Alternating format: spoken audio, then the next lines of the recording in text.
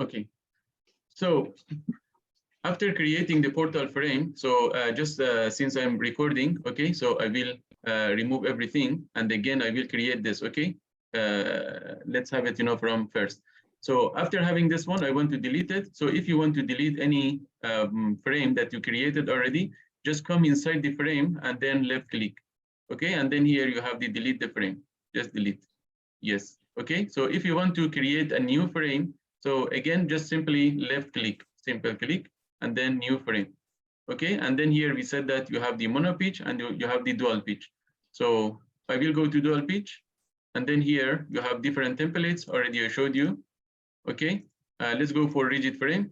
And here we said that we have the 7, enter, 7, enter, 10, enter, and then 10, 10. So let's keep this one and then accept.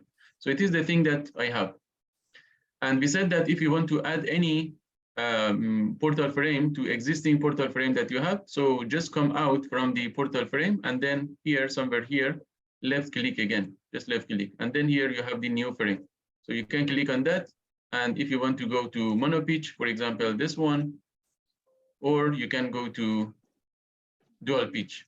Okay, so here again, if you want to add, so simply you can add it here. Okay, so just like this. Okay, and again, so as we said, in this training, I want to focus on this single portal frame here. And if I want to delete this one again, I will come inside this frame, right? Left click and then delete the frame. Delete, yes. Okay, so this is the thing or the way that you can simply create the portal frame. So let's go to another option. We have a general data. So under general data here, you have the project general data. Okay, click on that. So what you have here, so number of spans, because as we said, you can export this model, which is 2D model. As you can see, this is a 2D model. You can export it to Cype 3D. Okay, so assume that, for example, yes, please. Do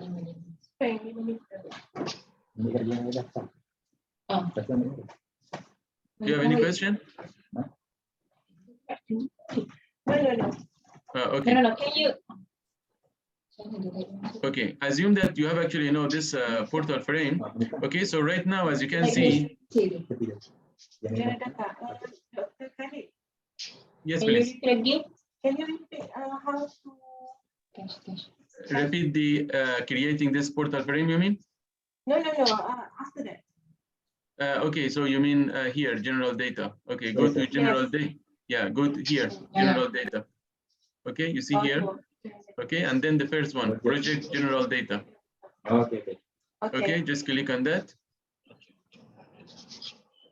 Okay, so the first option is number of spans. Okay, if you want to export this model to Cype 3D, so you can say that, for example, later you want to develop the model. Maybe you have 1, 2, 3, 4, 5. Okay, so 1, 2, 3, 4, 5. Okay, so if you have more, maybe here you have 10 number of span. So here just simply change it to 10 or whatever span you have.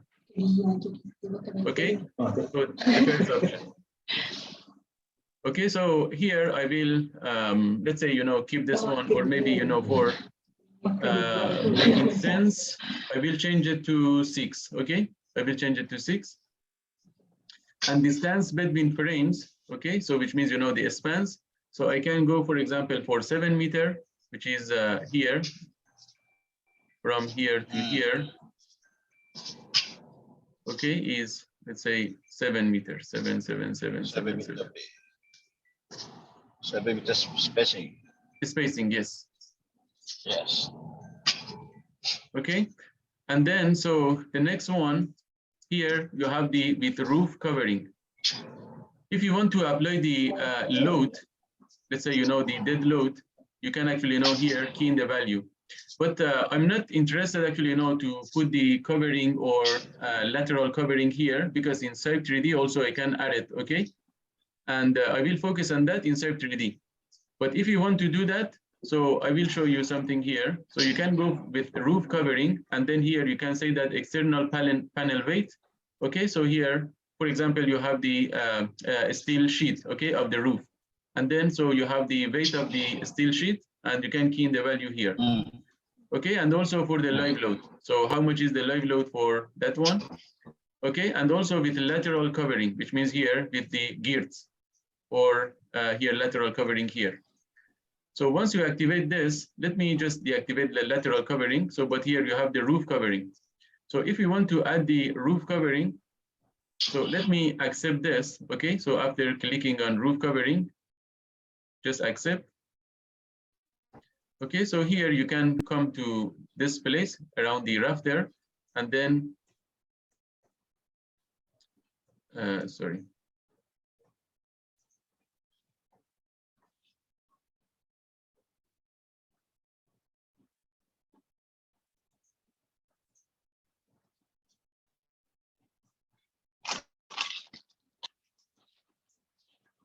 Just give me a second. Roof covering.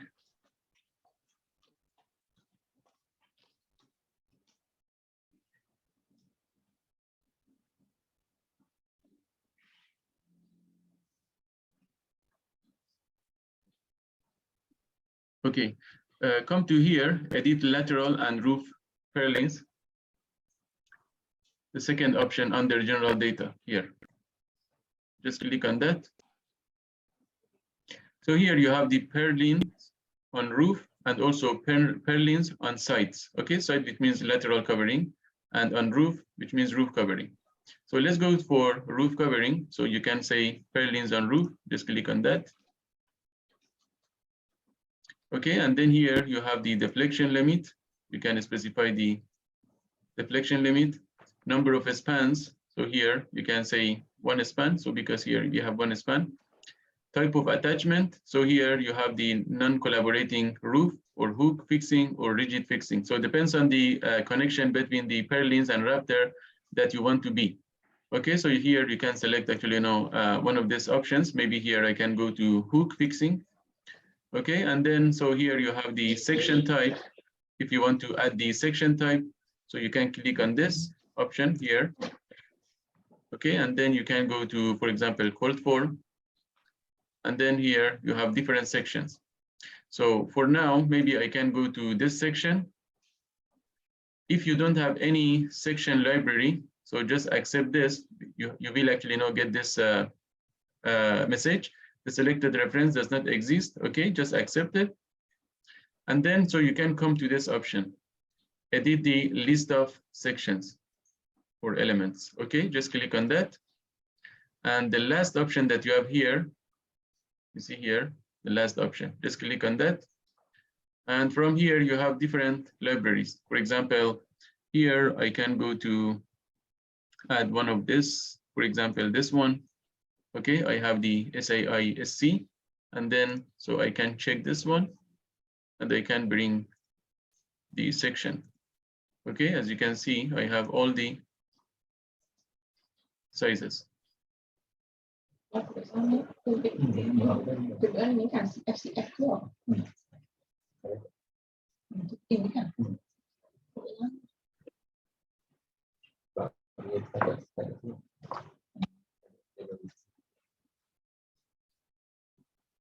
No. Okay, so do you have any question?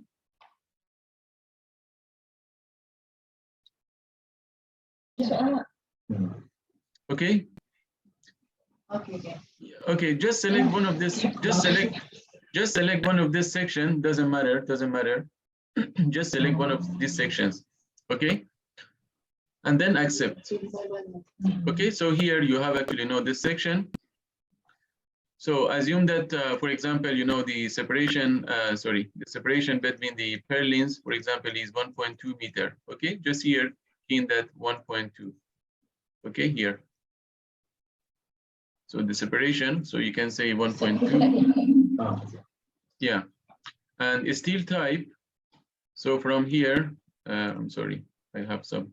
Okay, and then here, so maybe this is the cold form, yeah? So maybe I can select G550, okay? Or you can select, I don't know, you can go for S275, S355, so whatever actually the grade of steel that you have, so you can select. Okay. So once you select this, so before going to accept this, you can check the section that you have here, that it is adequate or not. Okay, so here you can click on design. Okay, so I can click on design. If you are getting this one, because I have actually now some shortage of my C drive. Okay, so you can say ignore and yes. Okay, and then here, the software is going to calculate the section, and it suggests us, the best adequate section that we can use for this purlins. So let's see.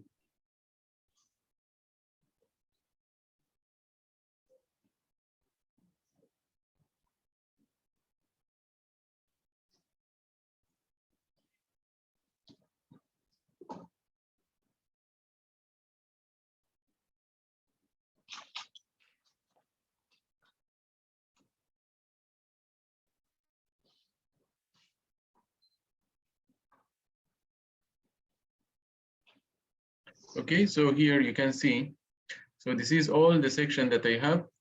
The current section that I'm using is this one, 250 by 100 by 20 by 2.5.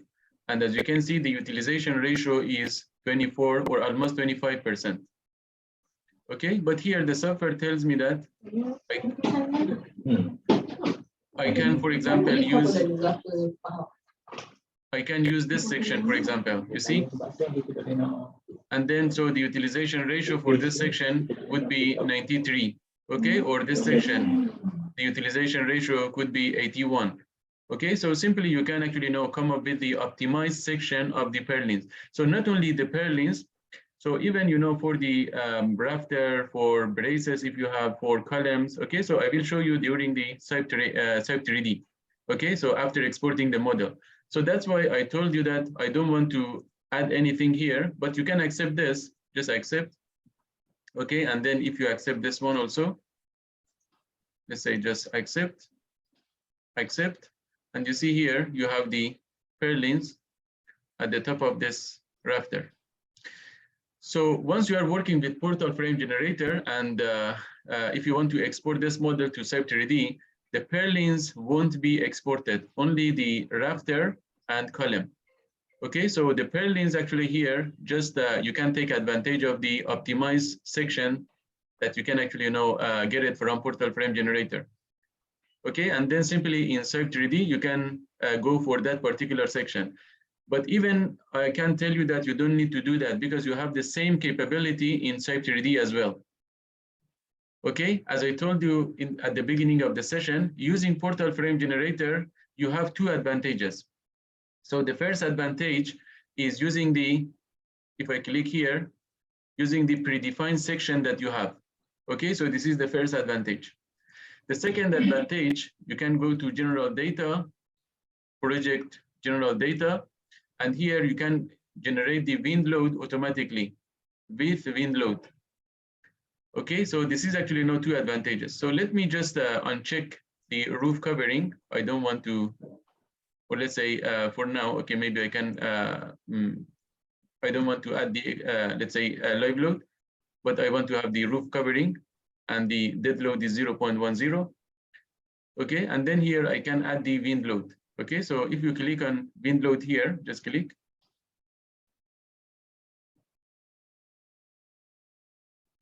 And here you have the different codes.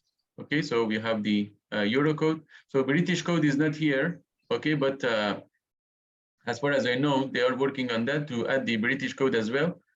I'm not sure, maybe, in the next release, we have the British code under portal frame generator as well. Okay, but for now, maybe you can use the Euro code, which is acceptable in, let's say, by authorities. Okay, so here we have the Euro code, and then so you have the reference speed or basic speed of the wind. So you can key in the value here. And here you have the with directional factor. So which means if you want to apply the wind in different direction, 0 degree, 90, 180, and 270. So you can activate this one. So assume that this is the structure. So this is the 0, this is 90, this is 180, and here it is 270. Okay, so from every direction, you can apply the wind load. Let's get this one. Okay, and here you have the factor, so which means, the 100 intensity of the wind would be applied to the structure. Okay, and you have the terrain category. You can go for single or by direction again. Okay, so single is clear, so which means, only you have actually, this 4 directional factor or loads. And under single, as you can see, you have different categories. Okay, so just by changing the categories, so you can see the information in the blue area. Okay, for example, here I have, region 3, and you can read the information. Okay, so here it is the zone with vegetation or buildings distributed in a regular manner, or zones with isolated obstacle with a maximum separation between one another of 20 times higher their height. Okay, if I change it, for example, to 0, so you have the information for that zone or terrain. Sea or coastal zone exposed to sea wind. If you go to number 1, okay, lakes or flat and horizontal zone with a cigarette vegetation and free of obstacles. So up to you. So you can, just select one of them. Okay, so I'm going actually now to select the default one. And here you have the land orography. So by default is flat. And then here you have the ascending. Okay, so once you have this one, which means actually, the location of your structure is here. Okay, and then so you have the descending. Okay, if you click on descending, so it means that the location of the structure is here. Okay, and then so you have the hill. Okay, so it means that the location of your structure is somewhere here. Okay, again, so I'm going actually now to go to fillet.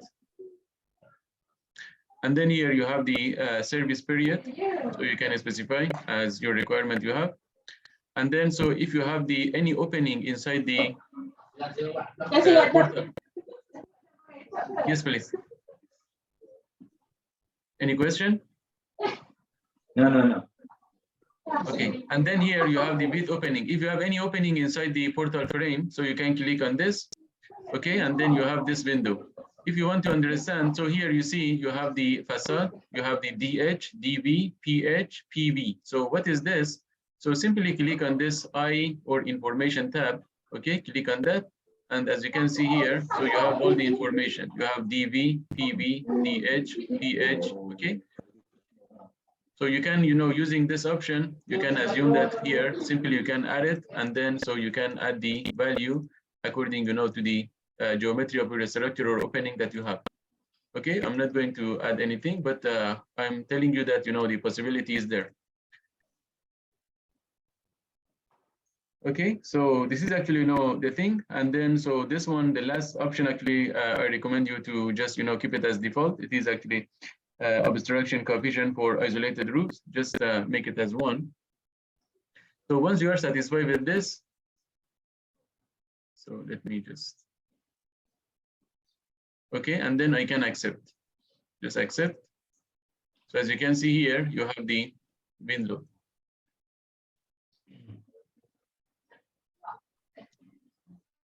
So remember here, I make the number of span as 6, and the space between the spans, I make it as 7.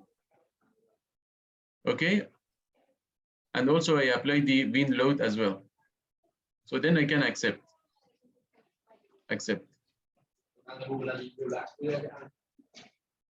Okay, so the next step is to export the model to Cype 3D. Okay, so you can save the model. So from here, just save the model. So right now, if you go to your C drive and go to Cype Engineers, so let me show you to my drive. So here I have the D, okay, and then so Cype Engineers, projects, okay, portal frame generator. Okay, and you see here, I have the Entech training 26/1/2023. Okay, so the file will be saved here automatically.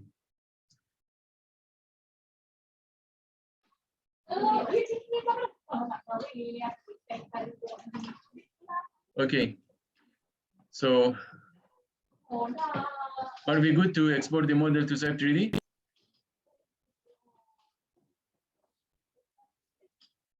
So can we export the model to Cype 3D? Everyone did this? Yes. Okay, so go to general data once again. And the last option is export to Cype 3D. Okay. Just click on this option, export to Cype 3D.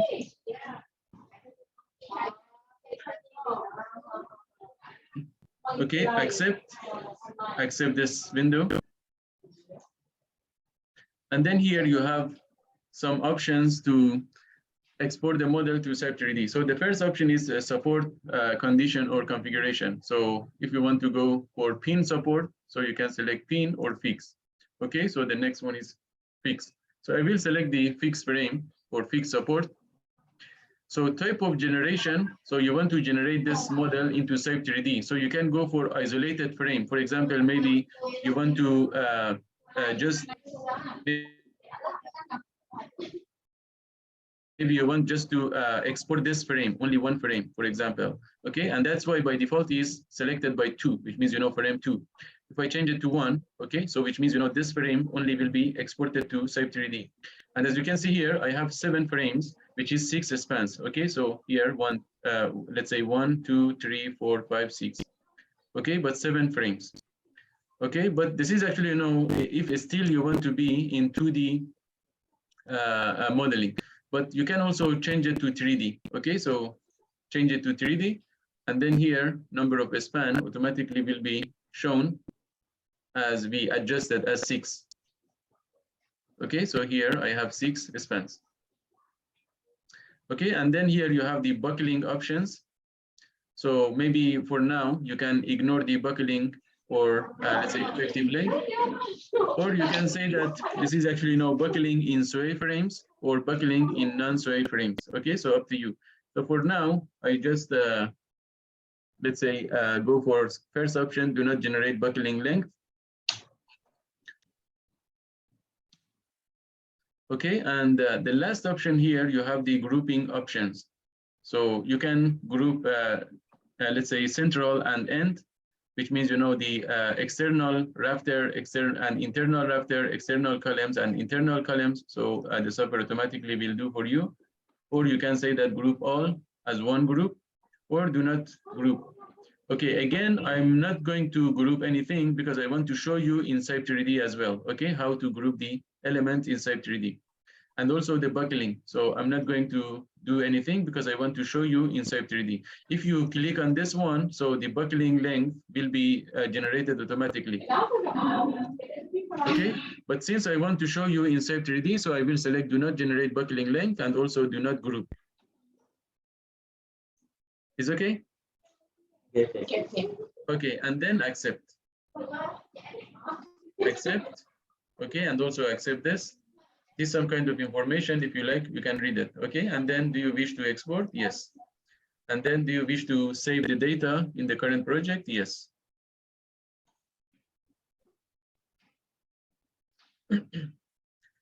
So we have actually two ways. It is the first way that you can start with portal frame generator, and then you can export your model to Cype 3D to develop your model.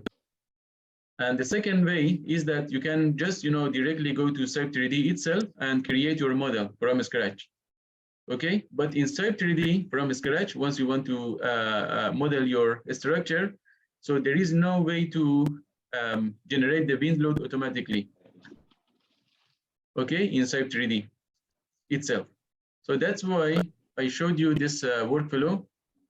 Just let's say to save your time, especially for generating the wind loads. So coming to Cype 3D, so you have actually this a window Also, we call it general data window, which is actually in Cype 3D. Okay, as you can see, you have more information because this software is 3D solution. And also you can go for design material, aluminum, timber, and any material. So also you have all general data in Cype 3D to just just to set the parameters. Okay, so the first thing that you have is the code. Okay, so here, if you click on this option, just click on that.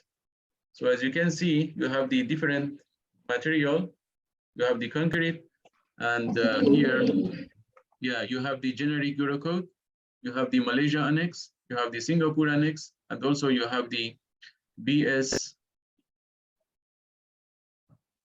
8110 part 1. Okay, so for cold form, again, you have the generic Eurocode, you have the Malaysia annex, you have the Singapore annex, and also you have the BS 5950 part 5. Okay, and also for ruled steel, again, you have the generic Eurocode, Malaysia annex, Singapore annex, and also BS 5950 part 1. And definitely you have, many other international codes. Okay, and for timber, you can design it according to EC5 and the other, let's say, international code that you have. And aluminum also can be designed according to EC9. Okay, so in this example, I want to select the generic Eurocode, for all the material. Okay, and then accept. So once you accept this, so here you have the use categories. It is actually, for live load category. If we refer to the codes, so we have different categories for live loads. Okay, as you can see here, according to Eurocode, we have the domestic and household category, offices, meeting area, shops, warehouses, vehicle weight less than or equals to 30 kilonewton, between 13 kilonewton to 160 kilonewton, and also you have roof. Okay. For example, here I have the warehouse. I can select the warehouse. Okay, and also maybe in the warehouse maybe you have the offices as well. Okay, you can select the offices as well. So it means that you can merge the categories as well. You can select different categories. Maybe also you have the roofs. Okay, and then so in each live load category, for example, for roof, so you need to select the live load H. Okay, so if you want to apply the, live load for warehouse, you need to select the live load E. And if you want to apply the live load to the offices, so you can apply the live load as the live load B. Okay, or simply you can, just uncheck the options, and here just keep the warehouse. You can actually consider it as general one. Okay, so the thing that I want to do here. So I will select the warehouse and then accept. So once you accept this, here you can come to sections. So this is actually the information for grade of materials for steel, concrete, aluminum, and timber, the general one. Okay, and this part is more specific for concrete materials or concrete elements. For example, here I have the general concrete grade as C25/30. But here you can be more specific. For example, for columns, you can change it. Maybe you have the C30. Okay, and the rest, maybe you can save it as C25 for foundation, beams, and slab. So you can take it as C25. So come back to here, to this section. For ruled section, let's select the S275. For cold form, so I'm going to use the G550. I'm not caring about the timber and aluminum. I'm not going to define any timber or aluminum material for sections. And for concrete, generally, so I want to accept it as C25/30. and then come to here, reinforced concrete. For columns, already I changed it to C30. So for beams and the slab, I will just keep it as default, C25. And also for foundation, I will keep it as default as well. And then here you have the bar steel. Okay, so here you can also define the grade of the steel. You can click on this option, just click. As you can see, you have the information for longitudinal and transverse reinforcement. Okay, so you see here, this window entirely related to concrete. So this window is entirely related to concrete. Okay, but this window is the general window. This is the general.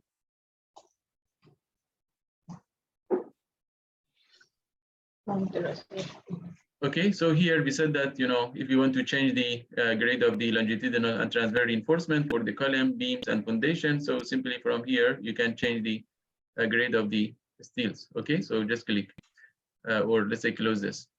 And the next one, you have the aggregate properties. So again, you can click on this option.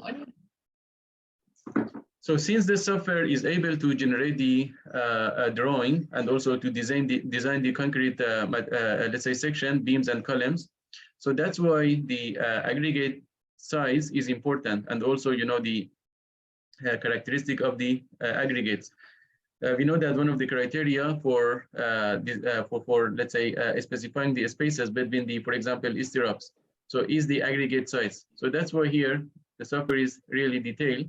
And if you have the information about the, let's say, aggregate size for columns, floor slab beams, foundation beams, and foundation, so you can key in the value here. Otherwise, you can just keep it as default, because this is actually the, let's say, the minimum size of the aggregates.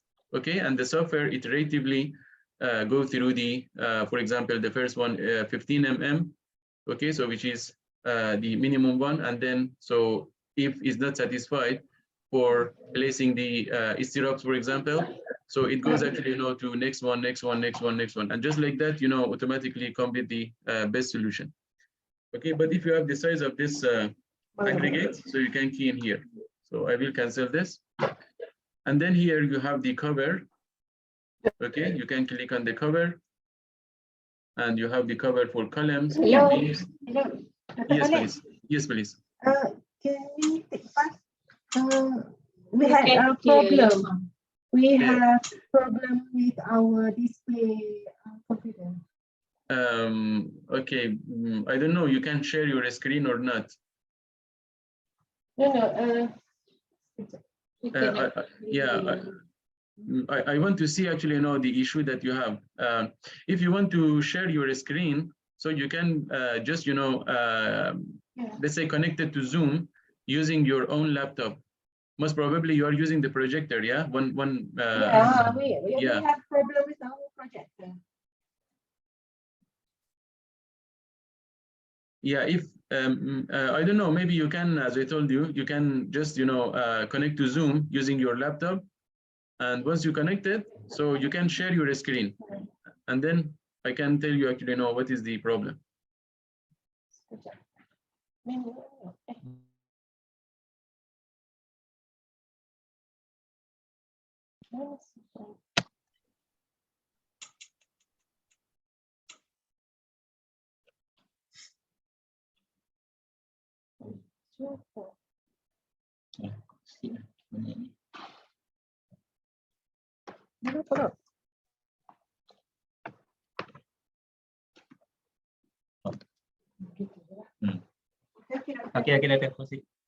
Okay, so then, so the problem gone? Okay. Okay, so here we said you have the cover. Okay, so just click on that, and as you can see here, if you click on the column, so you can set the cover. If you go to the beam, you can set the cover, and also foundation, you can actually just set the covers. these settings that you have here, we call it as one-time setting. So what does it mean? It means that you don't need every time come to these settings and waste your time, okay? Because it really, time consuming to go through all these parameters. So that's why here in this software, you have the option to save it as default setting. Okay, so it means, one time you need to just, set this parameters and then save it as default. Okay, so let me cancel this. And then here you have the still leftovers. Okay, so you can click on that. So what does it mean? This is actually, for generating the BQ, okay, or still loss. Okay, so by default is 10% losses. So what does it mean again? So it means that here, just assume that you have, a concrete beam. Let's say the size of this beam is 250 mm by 450 mm. Okay, and here you have it as, for example, 5 meter. So if you calculate this, the weight of this concrete, so you have the 0.25 times 0.45 times 5 times, assume that the density of the concrete is 25. Okay, and then so if you calculate it, just assume that, for example, you are getting 120 kilonewton. Okay, so if you are getting this value, so which is actually, the pure weight of this concrete beam, but here you have 10% loss. So which means the value will be divided times 0.9. Okay. And you will get maybe, I don't know, 110 kilonewton. Okay, so if you're not satisfied with this, let me remove everything. So you can make it as 0. Okay, so up to you.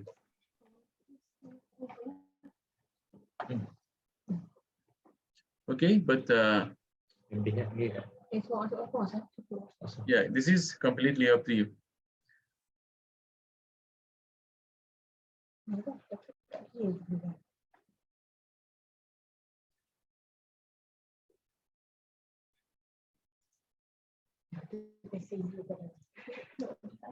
Okay, so the next window that we have, as you can see here, it is actually for the loads.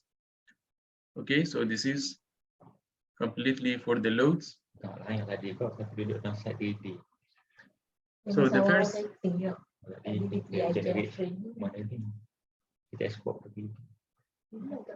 okay, so the first option is dynamic earthquake loading.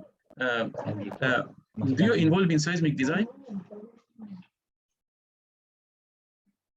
Do you involve in seismic design? Sorry? Do you? No, seismic no. No, okay. Okay, so then I will, let's say, skip this earthquake loading. But in future, if you are actually, involving in seismic design, so don't worry. So you have our, let's say, full support. Okay, so anytime you have any question, so just maybe I can write my WhatsApp number for other engineers that may not have my number. Okay, 0173406048. Okay, so this is my WhatsApp number, and I prefer actually to just WhatsApp me instead of sending emails, because really I'm busy and I cannot check my email daily. Okay, but the WhatsApp, simply I can check my WhatsApp. If you have any question, just simply WhatsApp me, and then so I will come back to you as soon as possible. Okay.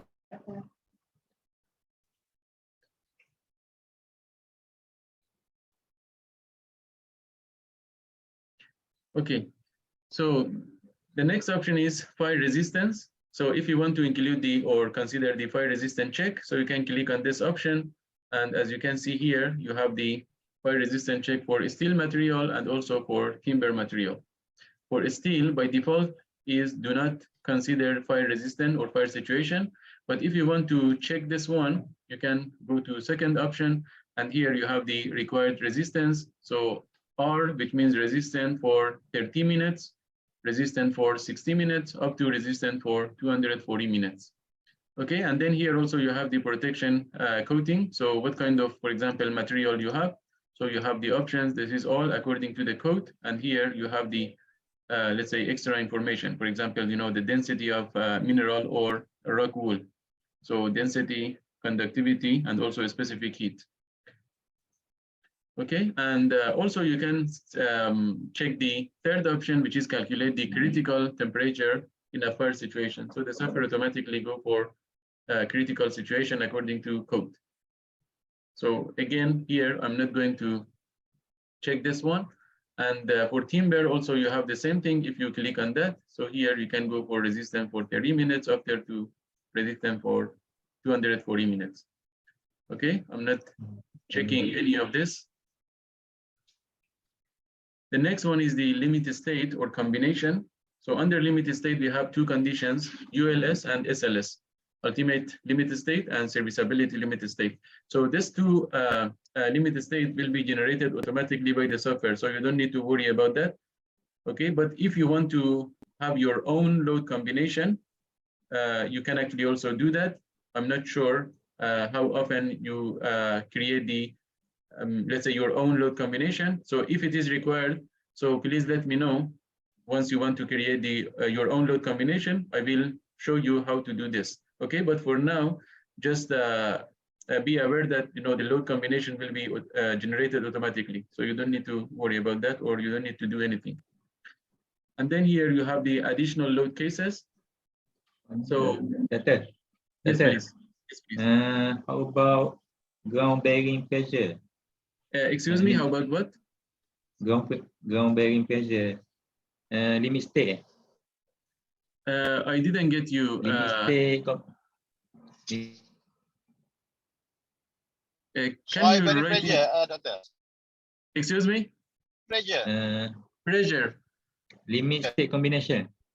Limit state combination, yeah. So under ULS and SLS. Can you click? Yes, here. You see here you have actually the combinations. Okay. If you want to see the combinations, so here you can go to this option, display a report indicating the project situation. Okay. So for example, here I can click on that. You see here you have yeah. So here you have actually the SLS. The first one actually is SLS, and the next one is the ULS. Okay. So here you can. Yeah, you can actually read the information, and here you have the actually combination. This is actually the general information or general explanation about this. If you want to see the combination, so here I can go to configure combination for each limit state. Okay, if you click on this, so assume that our structure is warehouse and is governed by hot rolled steel. Okay, so here you have the rolled steel. If you click on that, okay, so by default, the software actually generate this one. If I click on this, okay, you see here, this is all based on the Eurocode. Okay, so you have the dead load as 1.35, and also you have the live load, as you can see here, as 1.5. Okay, so from here you can review this one. And for example, you're thinking about the pressure, yeah? For example, here you have the soil pressure, and then so the software also automatically generate this one. So it depends. For example, you want to apply the pressure as a live load. Okay, so here you can actually, the software automatically generate the live load combination as 1.5. Yeah, but if you want to have your own combination, okay, so you can come to here, the second option that you have here. You see here, it says that project situation introduced by the user. Okay, and then you can go to here, create, click on that. Okay, and then here, for example, you can say user combination, user combo. Okay, and then here I can add. So if you want to go for SLS, the first one is SLS, the second one is ULS. Okay, and then I can accept. So from here, I can add, for example, 1, and then accept. You see here, you have different situations. So you have the persistent or transient situation. So this one actually, the most common situation, which is considering the dead load and live load. Okay, if you have any type of other loading, so we call it accidental situation. Okay, maybe you have the, for example, flood. Okay, so you can go to this option. If you have the seismic, so you can go to seismic situation. If you have the fire, you can go to accidental fire situation. And also if you have the pre-stressing situation, so you can go to vacuum pre-stress. So let's talk about this one, the first one. If you want to change the combination, so you have the dead load, and it's actually required to come to unfavorable. Okay, because once we are generating the load combination, so which means we are focusing on unfavorable load cases. And from here, simply you can change this one, for example, 1.35. Okay, just like this. You can change the combination by yourself. And then here you can say that this is combination number 1. Okay, so once you did this one, you see here under user combo, so you have one combination. So you can change it, for example, ULS1. Okay, so just like this, you can, create the load combination for yourself. So, Doctor, yes, please. for favorite or unfavorite, how Okay. that mean? That mean Okay. for what? Favorite and unfavorite. Yes, actually, assume that here you have the simply supported beam, and maybe here you have, I'm going actually now to add this to. For the partial safety factor load. Yes, assume that Favorite here, one. yes, assume that here, under the weight of the section itself. Okay, so what you have, so here you have actually something like this, correct?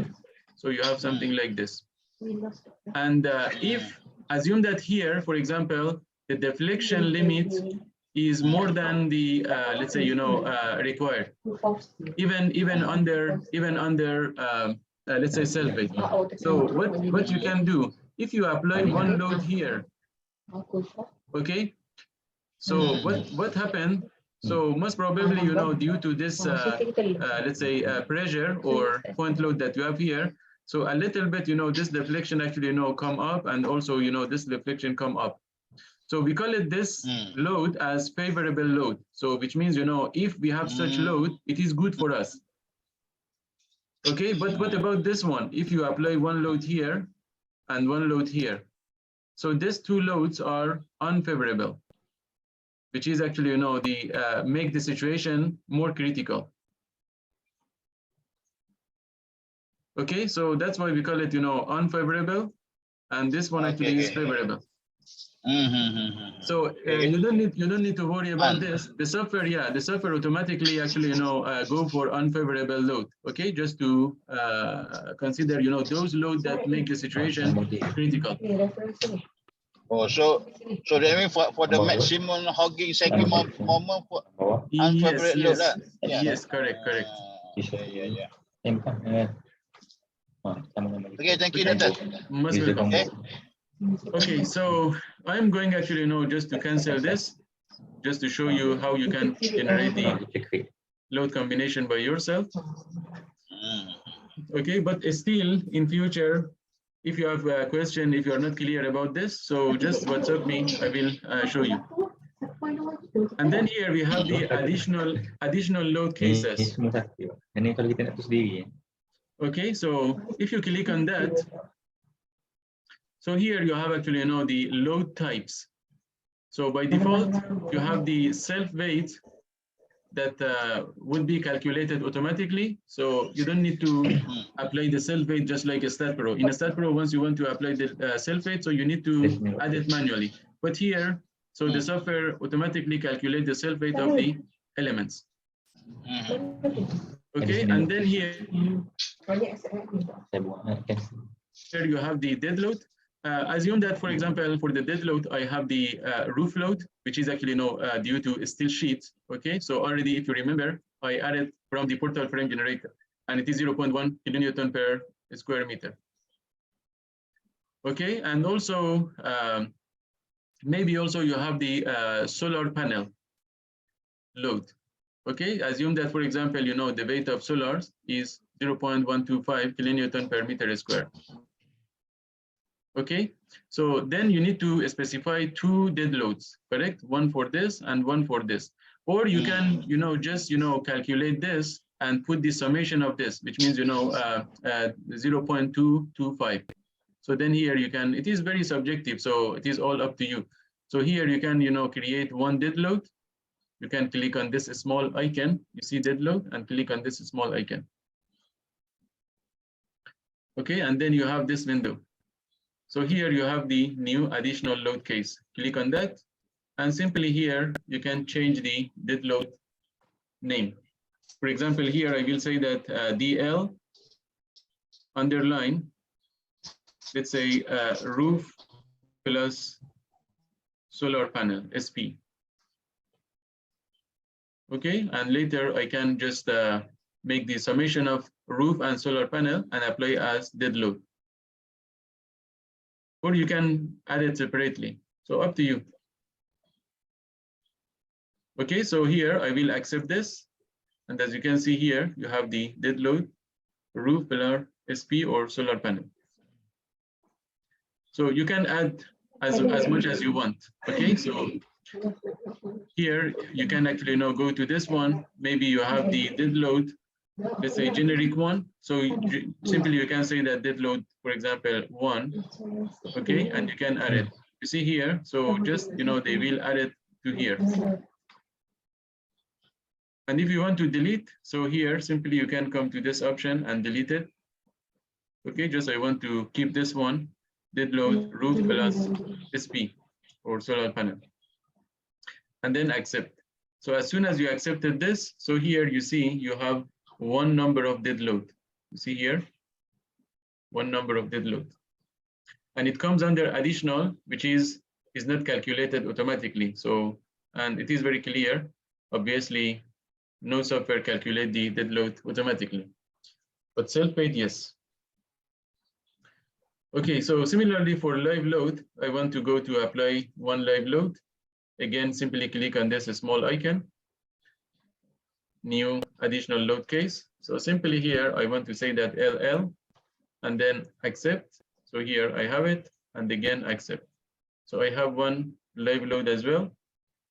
I'm not going to generate the wind load because if you remember, we are importing this model from portal frame generator, and already we generate the wind load automatically. So that's why I leave the wind load for now. Okay. And then, so if you want to add any other loads, for example, accidental, which means other type of loads, okay? Soil pressure, snow, earthquake, shrinkage, temperature, so you can add it. For now, just I add the dead load and live load. The wind load will be added automatically because I'm importing the file from portal frame generator, and then accept. So make sure you have one dead load and one live load, and then accept. Accept.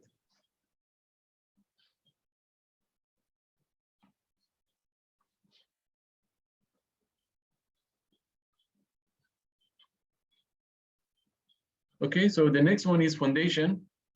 If you click on foundation, so here you can see that you have two options. Since here we don't have the earthquake load, so we can uncheck the second option. It is for generating the load combination related to earthquake and wind for foundation design. Okay, so since here I don't have the earthquake load, so simply I can say that do not consider earthquake combination for foundation design. And it is just prevent, let's say, additional or useless load combinations, which is related to earthquake. So since we don't have any earthquake, simply uncheck this option. But we have the wind combination, and then accept. So here you have the construction process. So it's not that advanced option. That's why please ignore it. Okay. So don't make yourself confused with this one. And then, so here you have the option.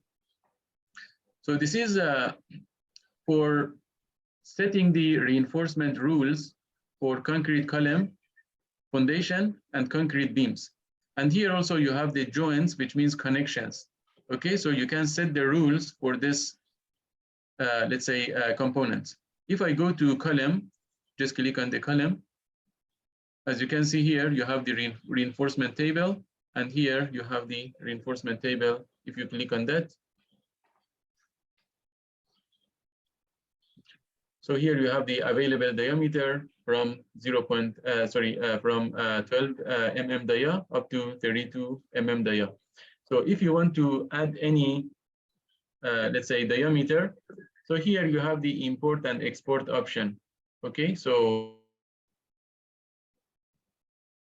you can create your own library. So again, in future, if you require actually to have something different from 12 mm, 16, 20, 25, and 32 mm, so please let me know. So I will help you to create your own library as well. Okay, but for now, just be aware that you have the option to create your own library as well. You can add the reinforcement diameter as well. And here you have the longitudinal reinforcement configuration, for example, minimum free spacing between bars, maximum spacing between bars. So you can set it, these parameters by yourself. Again, it is differ from company to company, from engineer to engineer. It is the thing that I understood actually during my training. So that's why I leave it to you. But as I told you, it is one-time settings. Always after setting these parameters, you can come to save as default setting. Just save it. And then, so next time you don't need to waste your time to come here and again do the process, in the next time. So here you have the rectangular column. So for rectangular column, as you can see, you have the faces or face reinforcement. So once we are saying face reinforcement, which means here, assume that you have, for example, this column. Maybe here you have something like this.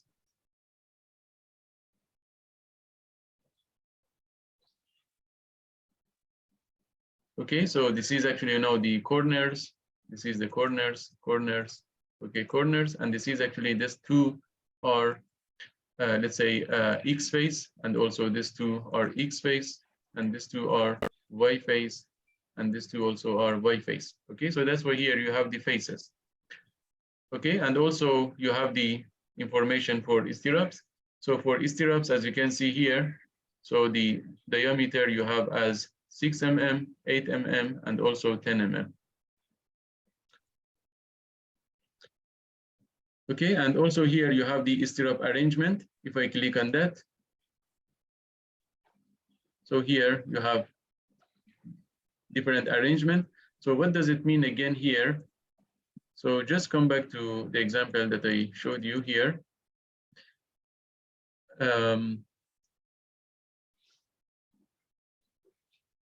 And let me just bring this one here.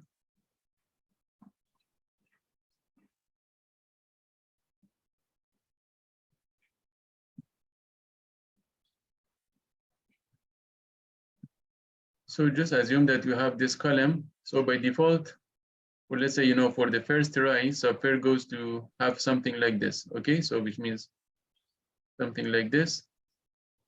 And then, so if it can pass the requirement, so the software actually come up with this configuration. If not, so maybe software add external reinforcement here. Okay, so this one. So previously we had something like this. Okay, but how about this two? So you can use this configuration, or this one, or this one, or this one. Okay, so for example, if you go for the first one, so the software will go to add the S configuration to tie this to reinforcement. Okay, so maybe you have more reinforcement, maybe you have here and here. So again, the software goes to add S configuration here. Okay, and again here you have some other, let's say, criteria and parameters for setting the stirrups. So you can, go through this by yourself. Okay. Yeah. And then you can accept it.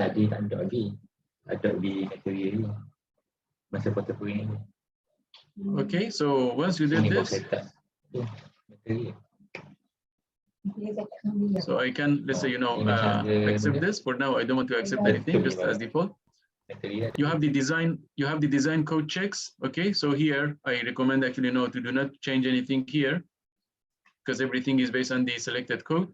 You have the reinforcement arrangement. So the first one is the reinforcement table. Okay, so information about the diameter of the reinforcement, the spacing of the reinforcement. Okay, but here you have the reinforcement arrangement or reinforcement rule. So what does it mean? For example, here, column start option. If you click on that, so you can say that actually what is the rule for connecting the reinforcement of the column to footing. So you want to go in this way with the overlapping or continuously actually go to the foundation. So this is actually kind of reinforcement rule that you can come to reinforcement arrangement, or for example, cut dowels at last span. You can click on that and read this information. If you are, let's say, going to cut the dowels, so you can, check this option. Or for example, for the cover, so you can also see it here. Option for tie reinforcement, so you can go here and then you can specify the, let's say, the parameters according to criteria that you have. Okay, so this is, we call it reinforcement arrangement or reinforcement rules.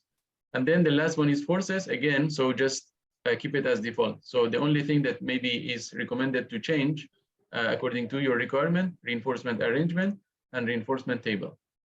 Okay, so I will close this. Similarly for the beams, I can go to the beams. The first option is option, just click on that. And again, you have the beam reinforcement table. So here you have the assembly reinforcement in rectangular section with one flange, with two phalanges, transfer reinforcement. Yeah, so you have all this information.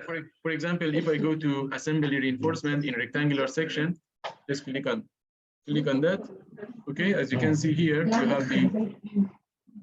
have the different reinforcement with different diameters.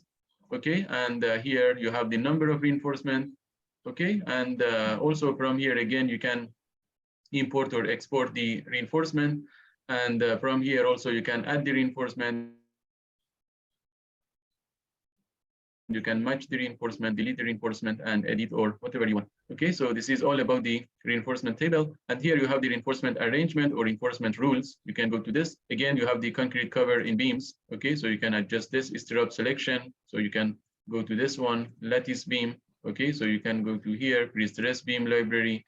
Okay, you can specify for yourself. Okay, so you have actually these rules for yourself. Again, force and design code check, just leave it as default. And then here you have the steel beams. Okay, so here you have the length to consider in steel beams. You have three options. Assume that you have the concrete column. Let's say this is the concrete column. And you have also steel beams. So the first option that you can go, so you can just continue the beam, steel beam, up to here, the face of the column. So assume that this is the steel beam. Okay, so you can come to face of the column. You can say that it can be continuous up to center of the column. By the way, this can be concrete or it can be steel or any other material. Okay, doesn't matter. And the last one, also you can say that you want to continue this beam up to, let's say, the backside of the column. So up to you. So that's why here you have three options. Okay, up to the face of the support element, up to the axis of the support element, up to the axis in intermediate supports, and end external face in end support. So this is actually the condition 1, 2, and 3. And you can again save it as default. And for beam drawings, you have actually here type of representation. You can click on that. So you have two options. You can just, in terms of presentation of the drawing, you can put the longitudinal reinforcement and the stirrup inside the beam body, or you can come to the first option, you can put it outside of the beam body. So just like this. So depends on you. So I actually realized that some of them like this type of presentation, some of them this type of presentation. Okay, so up to you again, and you can save it as default setting. Okay, so the rest, just keep it as default. And also here you have some other options, which is not that important for now. So just you can accept it. And also for foundation, if you go to the options, you have different foundation, let's say mother slab, pad footing, pile cap, strap beam, tie beam, and here also you have the code check for cracking.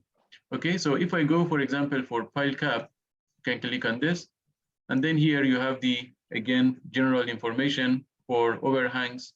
So you can key in the value, the depth of the pile cap, okay, and also loads per pile. So you can here assign, you can go to, for example, reinforcement, okay, so provide perimeter reinforcement, beam and meshes, okay, and then here. So my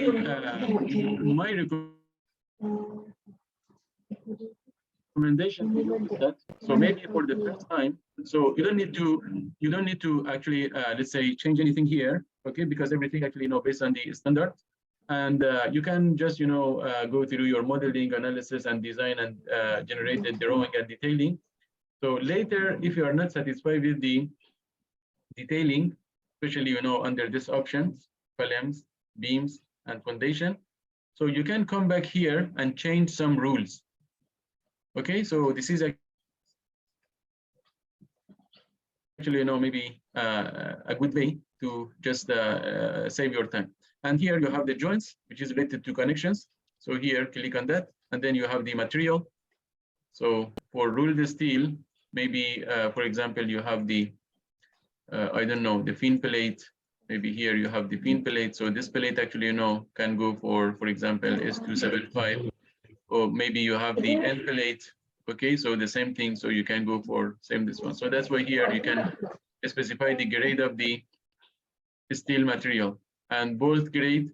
So for example, here I can go for 8.8, and the concrete, as you can see, it takes the general grade of the concrete, which is C25 that we created here. Okay, and then accept. And also, if you go to options, so you have the information for non-pre-stressed bolts. So here you have the bolt series according to ISO 4014 and also 4017. And bolt steel class, already I changed it as 8.8 grade. And you have the available diameter from M12 to M64. And if you are using any uncommon diameter, so you can check this option and you can activate this. And similarly for pre-stressed bolts, so everything is same, only the last one, you have the friction surface class. So according, to, let's say, your code, you can go for this for friction surface classes as well. Okay, and then you have the stiffeners. If you want to, let's say, trim the stiffeners or provide the stiffeners in column beam joints or providing rigid joints, so you can check this option or uncheck. And also you have the information for base plate. And again, after setting this option, you can just save it as default. Okay, I'm not going to change anything here, and then accept. So remaining are two sections. So the foundation soil and also the environment. If you want to consider the soil structure interaction, you can check this option under foundation soil, verify footing sliding. And you can get this information from the geotech engineer, for example, adherence or cohesive capacity of the soil, the friction angle of the soil. And also here you have the allowable soil bearing pressure.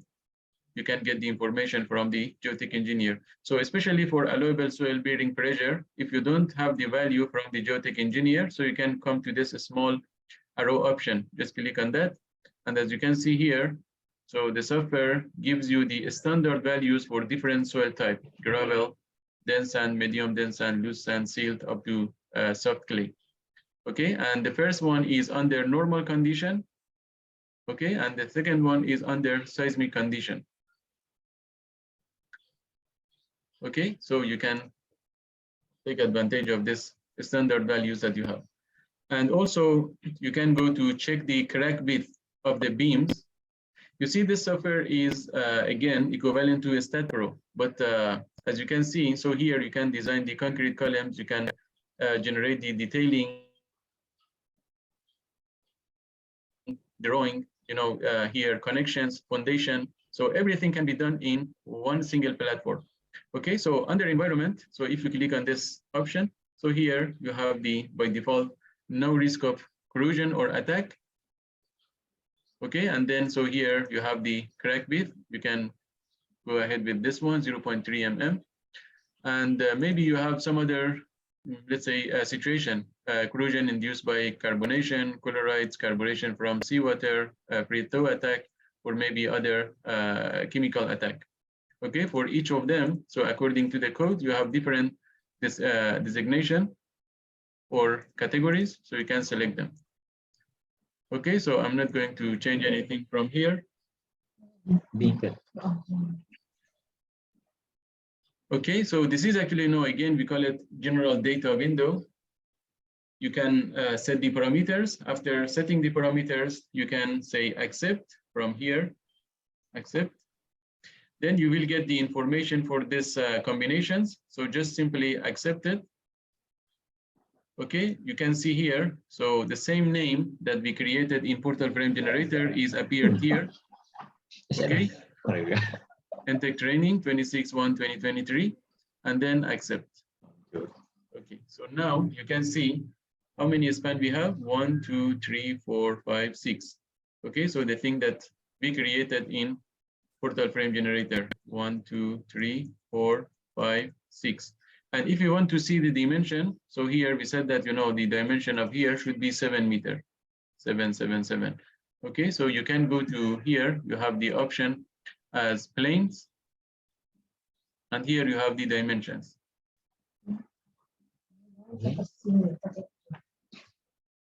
Okay, go to the dimensions, and then here you have the show option. Okay, you don't need to go to add, go to show. Okay, and then here you have the generic dimension, so which means, you know, in every axis, X, Y, Z axis, or if you want to be specific, you want to see the dimension in X direction or Y or Z direction, so you can actually, you know, check this one. Let's go for generic dimensions and then accept. Okay, so here you can see this is the 7 meter, 7 meter. You see, without going to the Cype 3D itself to create the model, so we could take advantage of portal frame generator and then export the model to Cype 3D. So let's look at the loads that we applied in portal frame generator. I can go to the load, and here I have the visible load case. Okay, just click on that. You see here, I have the wind load. It was generated by portal frame generator. Let's look at them. So if I go to wind load 1, okay, and then let's say accept. Okay, you see here, so the software automatically added to the structure. Let's go to another one. I can go to visible load case. Let's say go to 2, accept. You see here, you have it from here. I can go to another one. Maybe I can go to 5. Okay, and also I can go to the last one, which is 6. Okay, so in this way, the software generate the loads, wind load automatically for us.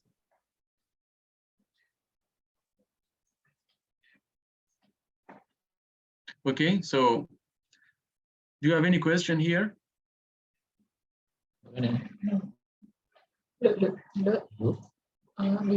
Okay, but I want to tell you something. Why you cannot see the wind load here? Yeah, why you cannot see the wind load here?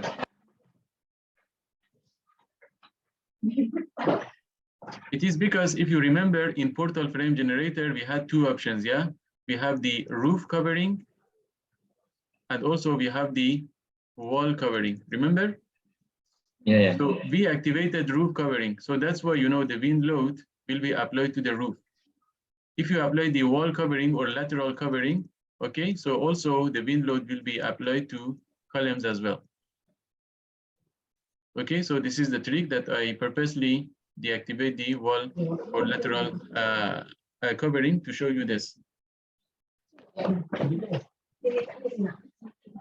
Okay, it's clear?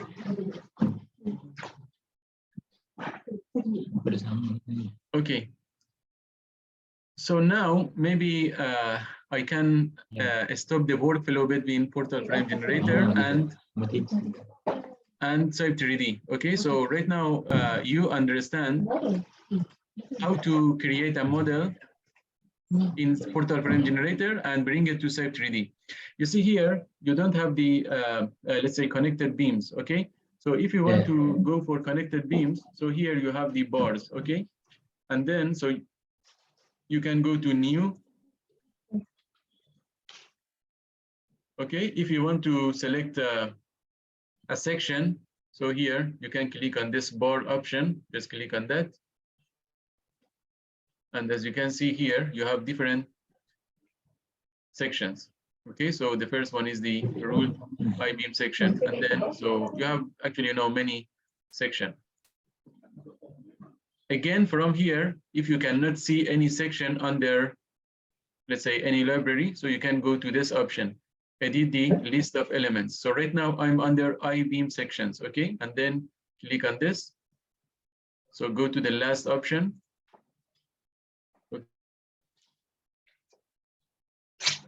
Okay, so from here, maybe I can go to European section ranges, just click on that. As you can see here, I have all the necessary library, for example, UB and UC, I want to bring them, okay? And then accept. As you can see here, I have the UB and UC series, okay? And from here, I have all the UB sections.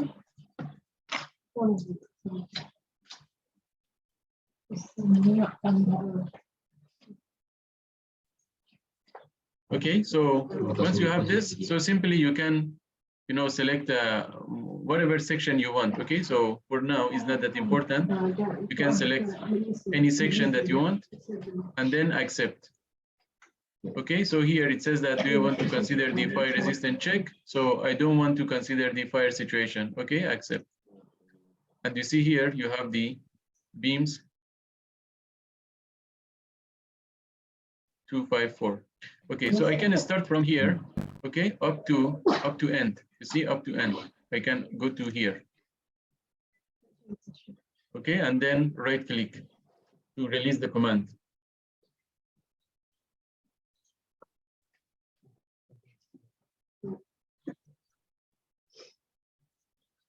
Okay, so in this way, you can, let's say, complete your structure. But if you agree, so right now you know how to work between portal frame generator and Cype 3D. So if you agree right now, so let's start a model from scratch from Cype 3D. Is it okay? Agree? Yeah. Okay, so I will just go to create another file. So if I want to create another model, I will go to new.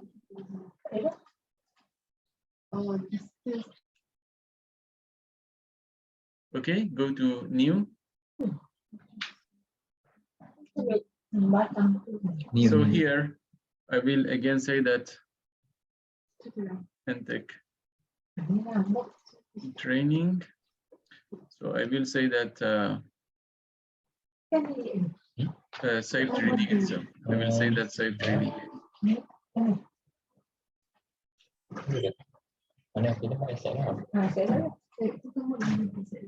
Session use.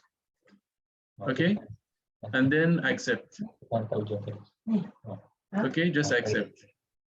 So once you accept this, you have two options: empty project, which means you can start from scratch, or you have the IFC import. Okay, assume that, for example, you have the file IFC file format from eTabs, from SAP 2000, or I don't know, from any other solutions. So just you can save your time instead of creating or recreating the model, so you can bring it as IFC file format here. Okay, but since we want to talk about the interface of Cype 3D, so I will go to empty project, the first option, empty project, and then accept. Okay, again, you have the general data window. So already we talked about it. Okay, maybe for now, just I want to set the path ruled as S275, the cold form as G550, and the rest. So here I have additional load case as well. So let's say here I want to add one live load, one dead load. So here simply I will say that DL accept, accept, and also live load. Okay, I will select the warehouse category. Select the warehouse category, and then accept, and again new additional load case, again live load, and then accept. So if you want to apply the bin load, because here we said that if you want to start from scratch in Cype 3D, so you don't have the automated bin load generation. Okay, so that's why here I'm going to add the add the manual wind load. Okay, so here I have the wind, and then so here I will say that, for example, just I will say wind. Okay, and then accept, So I have one wind load.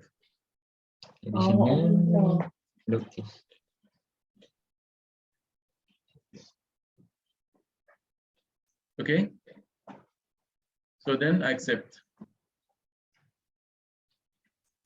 So the rest, I'm not going to change anything except the foundation. So here I don't have any earthquake load.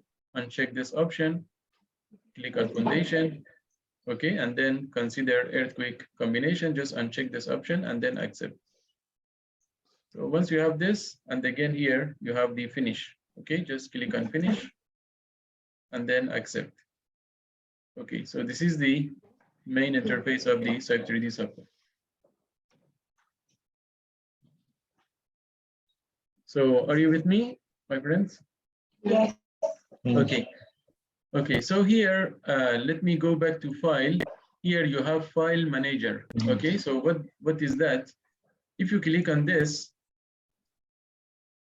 just click on file manager. Yes, go to file and then file manager. You see here, I have the previous file that I imported from Portal Frame Generator. And also I can access to my previous projects as well. Okay, so most probably you don't have anything here except this one. Okay, but whatever job or project you created will be saved here under file manager. Okay, so if I want to go back to, for example, the previous model that we created in Portal Frame Generated and exported to Cype 3D, so simply I can click on this file and then open. Okay, so you don't need to close the software or go back to the folder. Just you can use file manager. Okay, so here it is the file. Okay, and again, if I go back to file manager, you see here, you see here you have this small icon here. This is also, you know, the shortcut of file manager. You can click on that.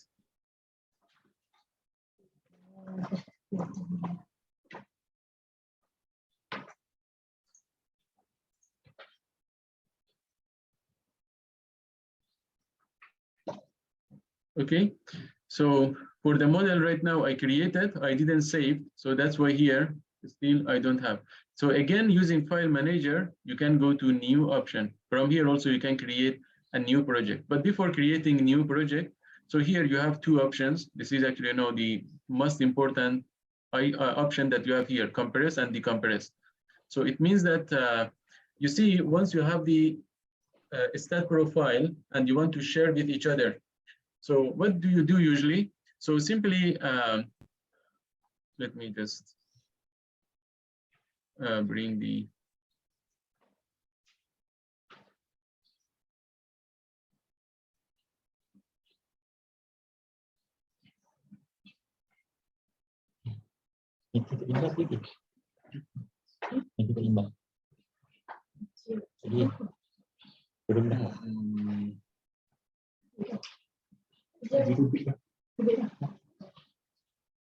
okay.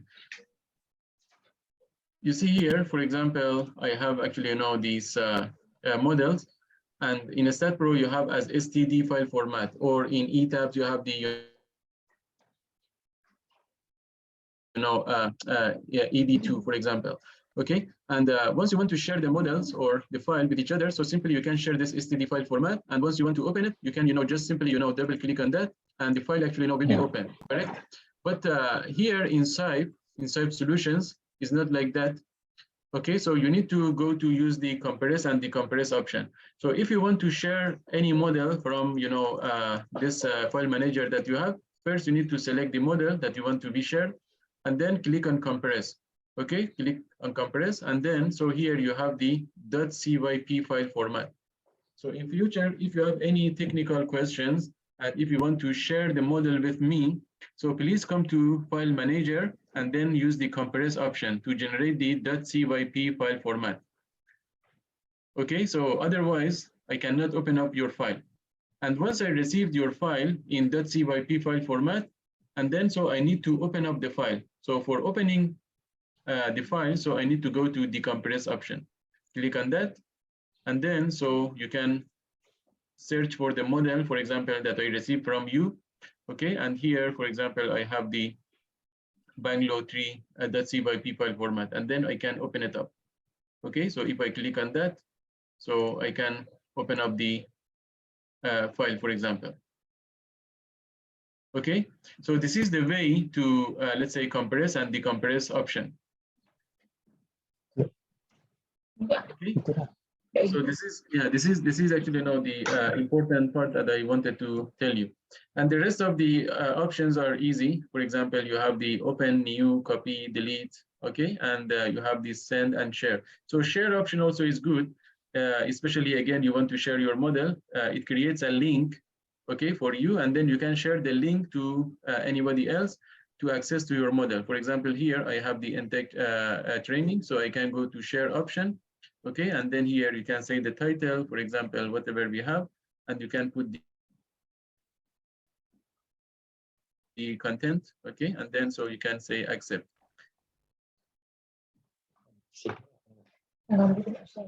Okay, and then so here the file has been successfully. You have this. Okay, share this link. Anybody else? Yes, here. Okay, so whoever actually has this link, okay, you see here, so simply you can access to this file, and this file is 132 kilobyte. Download the file. Okay, so this is also one of the easiest way that you can do for sharing the files.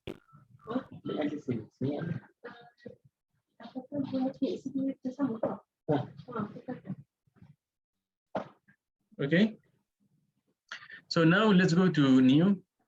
I'm going to create a new file once again.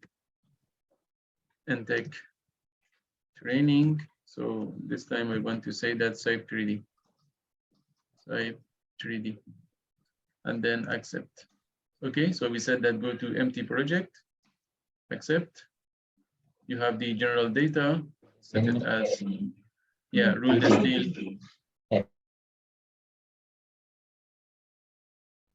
Yeah, rule the steel is 275, hold for G550, and here additional load. Yeah. Yeah, set the hot rule as S275, hold for G550, and then come to additional load cases. Okay, so here I'm going to add the dead load.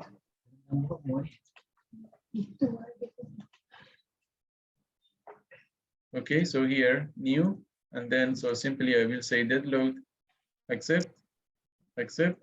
So I have one dead load and also live load. Click on this, accept. So here I'm going to say the category of the live load is warehouse, and then accept. And again, new additional load case, click, and then LL or live load, and then accept, accept.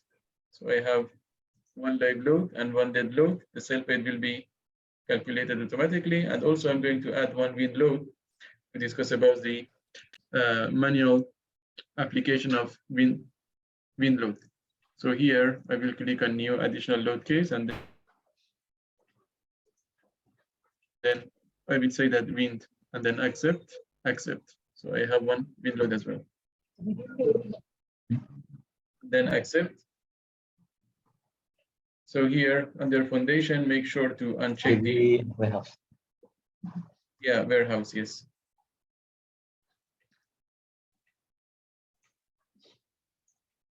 Okay, and also create one wind load. Name it as wind.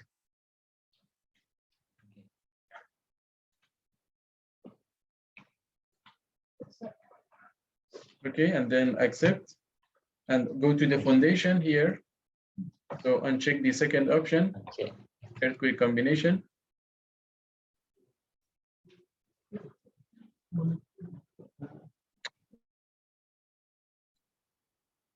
Okay, and that's it. So you can click on finish and then accept.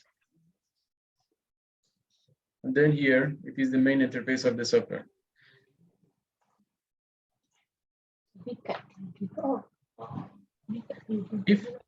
If you want to go back to the general data project again, so here you have the option project.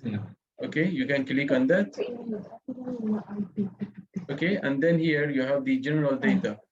So always you can go back. Yeah, always you can go back to general data window. Okay, so from this option project, and then here you have the general data. Okay, and again you can accept it.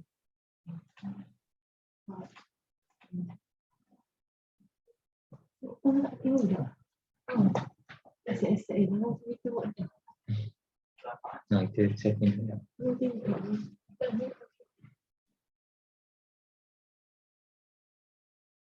Okay, so let's assume that we want to create a portal frame, for example, something like this. So here I have the 8 meter, maybe from here to here is, I don't know, 1.6 meter, for example. Okay, and from here to here, we can go for 16 meter. Okay, and from here to here also, let's assume that we have the 8 meter.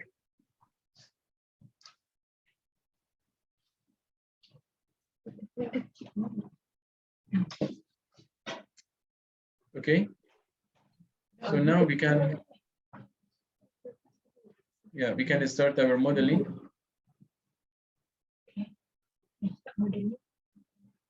Okay, for starting your modeling, you can go to the bar. So here you have 3 options. Okay, so you have the new, which means you can go very, very general.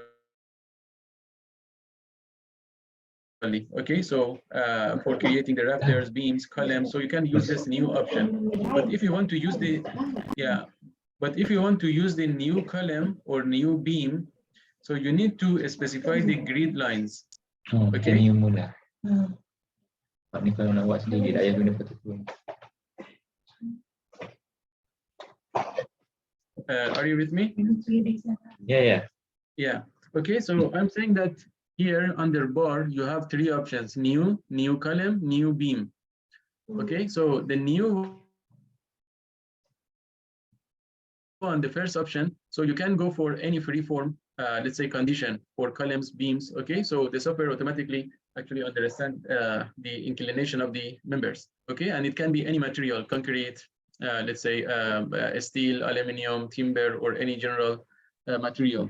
You have the new column and also new beam. So for creating or using these 2 options, you need to create the grid lines and also the levels. Okay, so you can change the functionality of this software, which is a general purpose solution for creating any type of structure. So you can also make this software just like a software, like a STEAM, for example, like Orion, like portal structures. Okay, so that's why here you have the option planes. You see here you have the planes, and here you have the levels and grids. You see here you have the levels and grids. Okay, before talking about the levels and grids,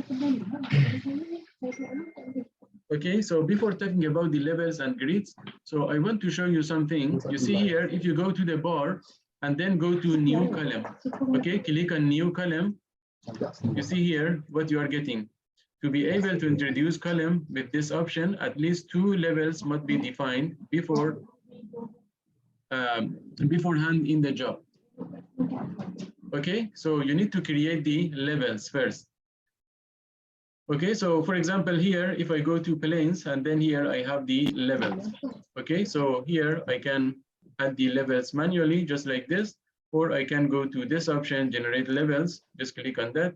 And then here, let's say we have 2 levels, okay, number of levels 2, and initial elevation, we can start from 0. Okay, and separation or height of the level, we can say, for example, 3 meters. Okay, and then accept. So here you have level 0 and level 1. Okay, I can accept this. As you can see here, you have this level. And also I can generate the grid lines. Here, I can go to grid lines. Again, you can add the manual, just like this, click on this option. Or you can go to generate grid lines.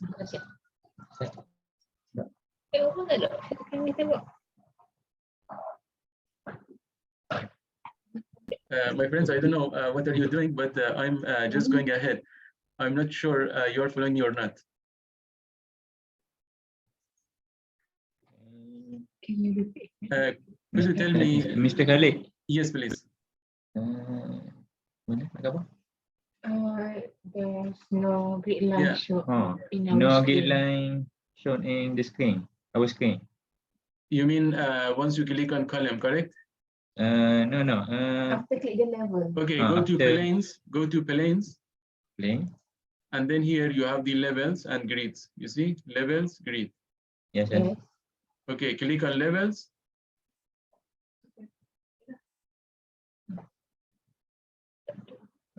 Okay, and next. then here you have the generate levels. Okay, click on that, and then here, so assume that 2 levels we have, start from 0, and the height of this level is 3 meters, and then accept. Yeah. Okay, and then accept. You see here you have 0, and then here you have 3. Okay. There's still no line. Excuse me? There's No. still no. You mean you cannot see these lines, correct? Cannot see the line. The You line cannot level. you cannot see these lines, correct? Oh, Yeah, cannot see. Okay, don't worry about that. Don't worry, okay? So just make sure that under level you created 2 levels, okay? So it is the first thing. Okay. So then go to planes, and then here you have the grid. Okay, go to grid. Just click on grid. Again, using this, plus option, you can add it manually or one by one. And here also you have the generate grid lines. Okay, just click on that. So number of lines in the X direction, let's say it is 4. Line spacing, so maybe we can say 6. And the labels in the X direction can be started with A. And now go to Y direction. So maybe here we can say that number of lines in Y direction 3. The line spacing, we can say, I don't know, 4, for example. And the labels in Y direction can be started with number 1. Okay, and then accept.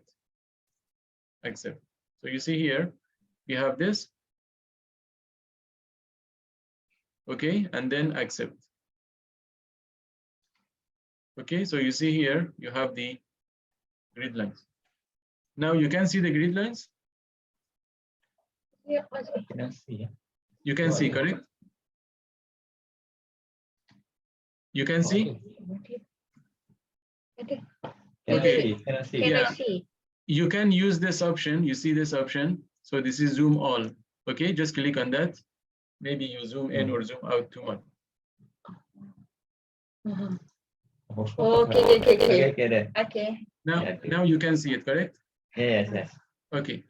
So here you have this one. And then, so now you can use the column and beam, okay? So before creating the grid lines and the levels, so you cannot use the columns. You see here right now, I can go to the column, new column, just click on that.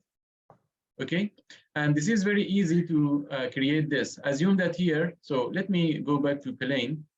So now also you can do that, go to plane and then go to level once again. And let's add, some other, let's say, levels as well. So here I'm going to add 4, okay? Number of levels 4, and the spacing or height of each floor is 3, and then accept. Okay, let's say here we have level 0, 1, 2, 3. Okay, and then accept. Okay, let's assume that we have something like this.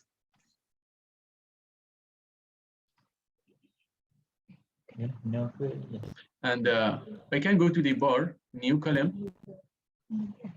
Okay, you see here, the software asks you, so the initial, yeah, the start point of this column is from level 0 up to level 3 or level 2, whatever you want. Okay, so I will say level 3.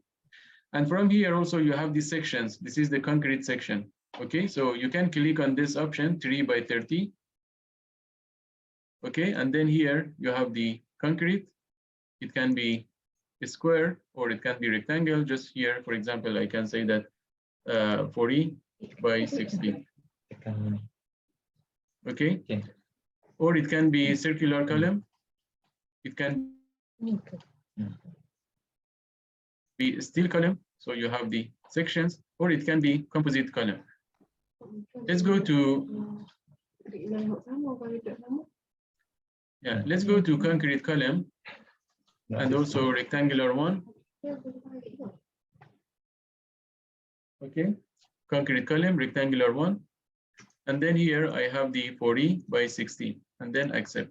You see here, I have the 40 by 60, but this is actually no for this level.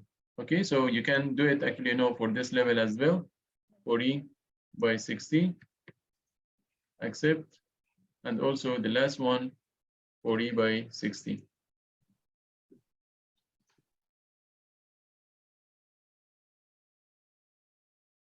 Okay, so once you have this, so you don't need to just like a start pro, you know, start from this point. So you don't need to start from this point and then go to here and then, you know, release it here. Just simple click. Okay, just simple click here, and simple click here. Okay, so you see, if I come to here, just click. You see the column in 3 levels, you know, will be created. If I go to here, you see the column will be automatically, let's say, generated. You have also the option here. You see this option, this small icon here. This is actually, you know, the view options. You can click on that. Okay, the view option. Go to here. And then here I can go to XY view, which is actually plan view. Okay, just click on that. So as you can see, so simply you can, you know, just create the columns just like this. Very simple. Okay, just like that.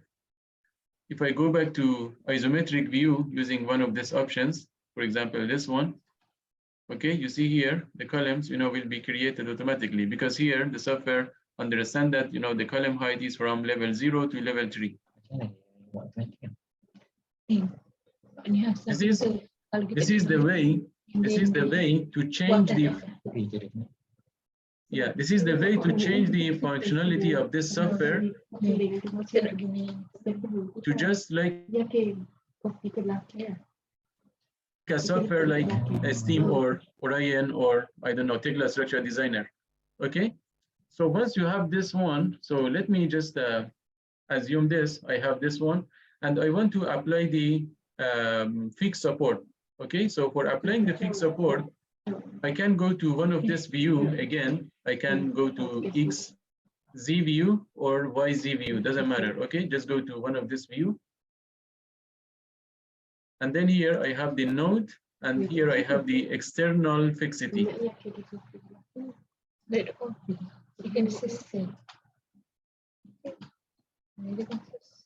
Okay, to apply the support, I can go to the node, and here I have the external fixity. Click on external fixity, and then select all the base nodes. You see here, just like this. Select all the base nodes. Yes, go to the node, external fixity, and then select all these nodes. So once you select here, external fixity, under node, click on node and then external fixity. Okay, and then select This nodes, the base nodes. You see here, just like that, you can select. Okay, once you select this one, I will go back to isometric view to make sure that all the base nodes are selected. Okay, you see here, this is all selected with the orange color. Okay, once I have this, so in Cype CAD and Cype 3D, actually you need to do right click too much. So what does it mean by right click? Right click, which means approval. Okay, you approve.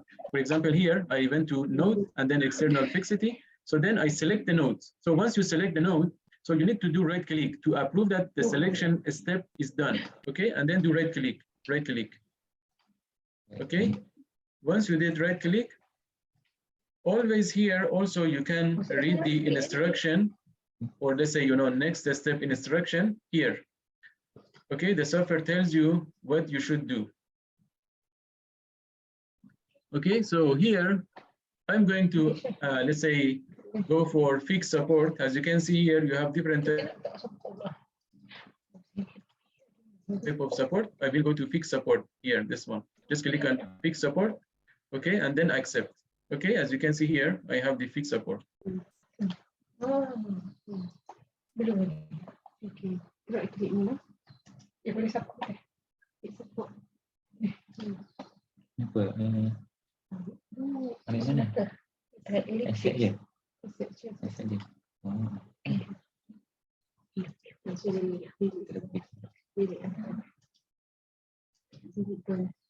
You did it?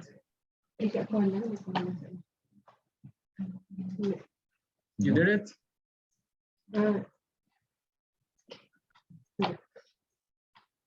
Sorry, did you assign the fixed support? Cannot. Wait. Oh, okay. Done? Tengok semua.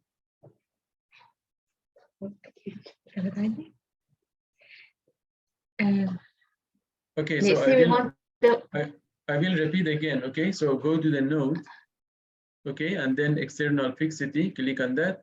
So simply click the base node. You see, again, I'm selecting them from the 3D view. So you can do, you know, from any view that you want. I will select it actually, you know, this nodes. So once you did this, then do right click. Okay, so here, yes, please. Yes. How could we delete the column that already created? Excuse me? We want to delete one of the column. Let's say we want to delete. Oh, you want to delete? Okay, so Okay. let's say, for example, I want to delete this column, okay? Yeah. Okay, so simply go to node and then click on delete. Okay. Okay, and then, so if I delete this node, so this column will be deleted because in finite element, you see, you have the line element. And for each line element, you should have 2 nodes, correct? So if I remove one of this node, so definitely, you know, the beam or the line element will be removed as well. So that's why I'm going actually, you know, to node. However, I can go to bar and then delete option as well. But if I go to the bar delete option, so I can delete this member, but the nodes will be remain.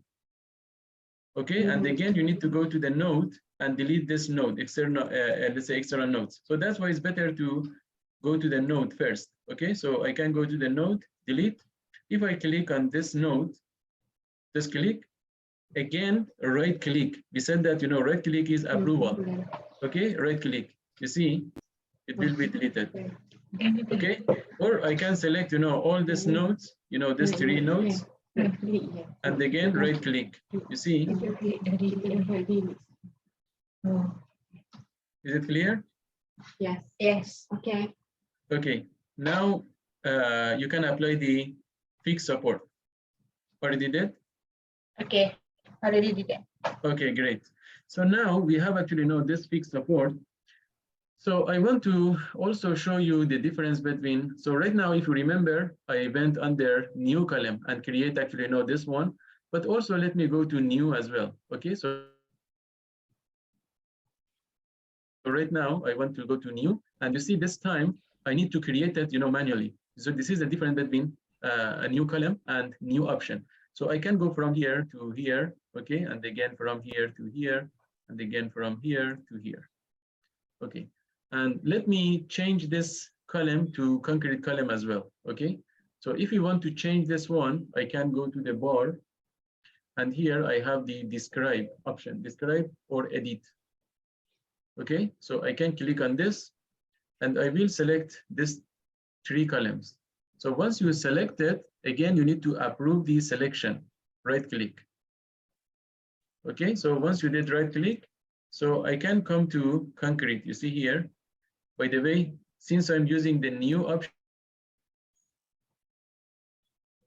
so here I have the generic option. Okay, and then here I can come under concrete.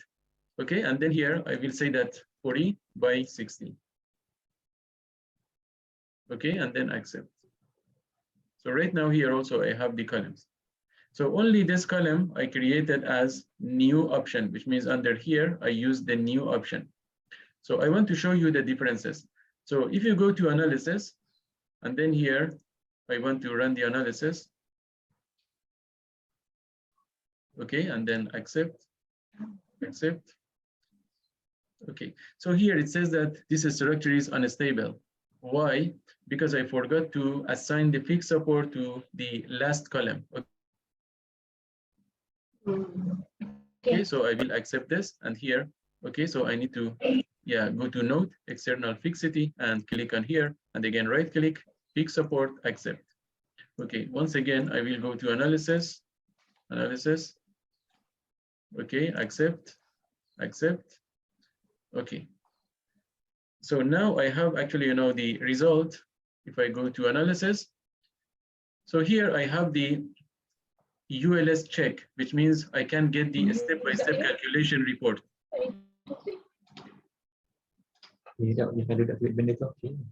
Okay, so maybe you don't need in this stage, you don't need to do anything. Okay, just I want to show you. Okay, and the video later I will share with you. So here I have the ULS check, which means a step-by-step calculation report. If I click on ULS check, and if I go to this one, this let's say a column, what I am saying here, no resistance check are carried out on concrete bars. So once you have the concrete elements, and if you use the new option, so the software doesn't give you the design result. Okay, so that's why you need to go to, let's say, new column or new beam for concrete. Okay, for steel is fine. For steel, you can use the new option. Okay, so the software gives you the design result as well, but only for concrete. Okay, and then here, but what about this one? This is also concrete, yeah? But I use the new column. You see here, you have the demand capacity ratio as 1.26, which is utilization ratio. Okay, so if I click on this column, see, I can get all the step-by-step calculation report for this column, as you can see here. And from here also, I have the view the complete listing. Okay, if I click on that, you see the software will design this column for me, you know, with this reinforcement. You see here, I have the reinforcement, I have the all column data and reinforced arrangement. Okay, so you see, you have a very nice step-by-step calculation report, minimum and maximum reinforcement. Okay, so you have the ultimate limit state under normal stress. So you have the interaction curve. So everything is there. Okay, so you have all the information. Okay. So I'm going to close everything. So hopefully now you understood what is the difference between new and new column, new beam. Is that clear? Yes. Okay, so now I'm going to remove everything and let's focus on our portal frame. Okay, so I'm going to note and then external, delete option, delete, and I will select everything you see here. Before deleting, also using the grid lines, and levels. So you have also, you know, some other advantages as well. Assume that, for example, for any reason, so here I have actually, you know, the 6 meter, yeah.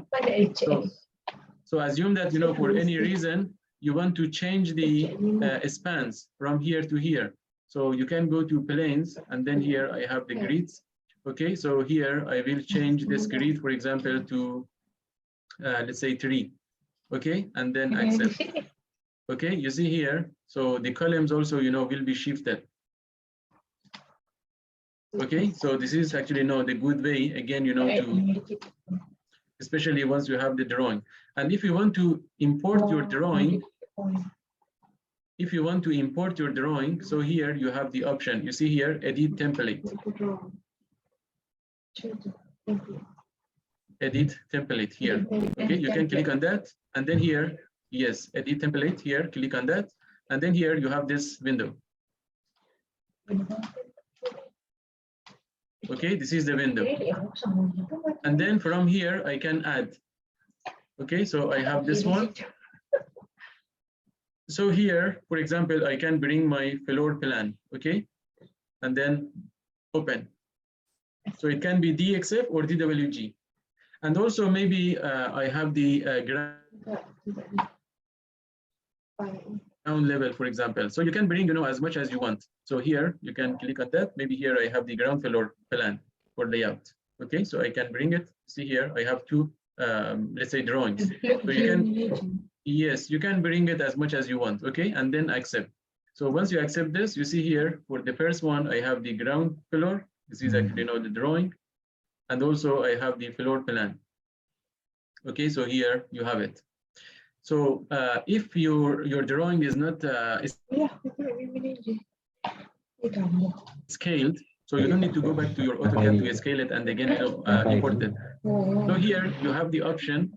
Yeah, here you have the option. You see this small nail, this one. Okay, so you can click on that. For example, about these 2 drawings, I know that they are not scaled. Okay, so I need to click on that. So once you click here, so here you have the scale in X direction, scale in Y direction. So let's say, for example, I want to scale it by 1000, scale down, okay, in X and Y direction. So I will scale down. And also this one. Click on this, and then so scale down by 0.001. Okay, and then accept. And also you have control over the layers. So here you have the visible option. If you left click, you see here you have arrange, select all, unselect all, and also invert selection. For example, unselect all. And from here, so I can also maximize my window here, just maximize. And maybe just I want to see the walls, for example. Here you see, I can just, you know, bring the wall, and then here I can see it. If I go to floor plan here, maybe also I want to unselect everything. I want to see the walls. Okay, so here I can see the walls. Okay, so again, in this way, so you can go ahead with the let's say drawings. Okay, so once you have this drawing, so let me go to select all. I will accept this. Here at the bottom, you have the accept option. Accept, and you can bring actually, you know, the drawing here. So you can go to this option. You have the edit views. So edit template for bring the drawings, and then here you have the edit views. Click on that. So what drawing you want to bring here? For example, I want to bring the floor plan. Okay, and then accept. Okay, you see here you have the floor plan. And maybe you can go to XY direction, as you can see here. You have it. You can create the grid lines. I showed you already how you can create the grid lines, and you can start the modeling just like this using the new column. Okay, using the new column. And once you have the grid lines, so simply you can, you know, just simple click, and then the column will be generated. Okay, so this is actually, you know, the easy way that you can use this software. And also I want to remind you that this software is equivalent to a Step Pro, but you see how simply you can change the functionality of the software to a software like Steam or Orion or Tekla Structural Designer. and you can bring the architectural drawing. You can, let's say, control over the architectural layers. Okay, so you can do almost whatever you want to do. Okay, so let me just uncheck the option. Okay, so, and now, so I'm going to remove everything. I already showed you how you can bring the drawing as well. Okay, now let me remove everything. So I will go to Note, delete. I will select all the nodes, and then after selection, I need to approve it. Then I will do right click. Okay, and also I'm going to remove the grid lines and levels. I will go back to plane. First, I will remove the levels. Just click on this, accept, and also plane, grids, and again, remove everything. Okay, so now I don't have anything. So if you want to go back to original view or zoom view, so you can use this option always. Okay. So now let's go back to our portal frame drawing. So I will go back to bar. This time I will use the new option. Just go to new.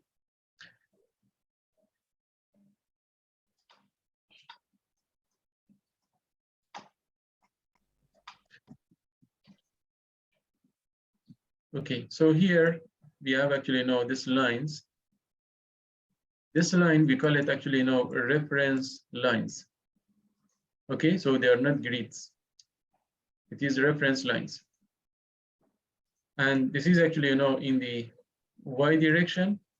This is in X direction, and this is in Z direction. This is follow actually, this global coordinate system here. You see, you have the X, Y, and Z. So once you have this, so here I have this new bar. So if you remember the last command that I did, I used the concrete column. Okay, so that's why here I can go to this option to change the concrete to a steel, or first I can create the geometry of the portal frame, and later I can assign the proper sections. Okay, so maybe we can continue with the geometry of the section or a portal frame. So if you remember, we said that we want to go for, let's say, 8 meter. Okay, and then here it is 16 meter, and here is 1.6 meter, and from here to here also is 8 meter. So first, let's focus on this column, which is 8 meter. So I will go to here. You see, once you put your cursor at the intersection of these lines, so the software automatically understands this intersection, and it shows you actually the cross symbol. Okay, so once you see this cross symbol, so you can click, just click. Okay, and then here, so it is the start point of this column. And once you move your cursor, just like AutoCAD, you have the dimension and also you have the angle.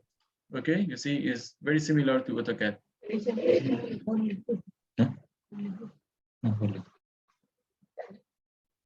Okay, and then here,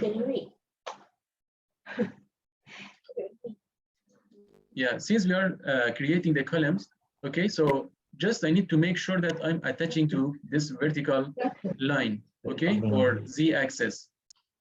And don't worry about the dimension. So here you can see it is about here, I can say that 11.5, okay? Just click, just click. The software asks you, okay, so how much is the length? So we will say that 8, and then enter. So once you enter this, as you see here, you have actually this node, and you have the reference lines corresponding to this line, to this node. You see here, you have this one, and it can be helpful, to develop your model. For example, here I can go in this direction by 16 meter. Okay, so let's go to here. Doesn't matter how much you are going. So right now is about 29 meter. Just click. Okay, so the software asks you how much is that? 16. Enter. And again here you have this node and corresponding reference lines. You see here corresponding reference lines. Okay, and then come down. And again, here you have the intersection of this. Audio. Okay, and then click.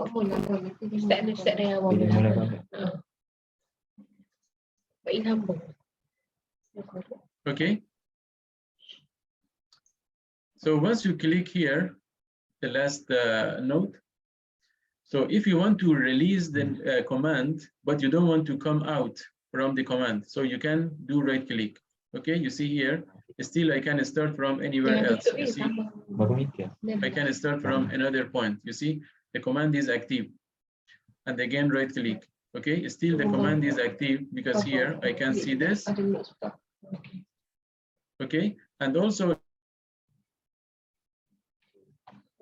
if you want to understand the command is active or not, also you can see, this is small black arrow you see here. So once this is small black arrow is, you can see them. So which means, the command is active, is still active. Okay. And if you want to come out from the command, so simply you can press escape, or in your laptop or computer keyboard, just press escape. Escape, yes.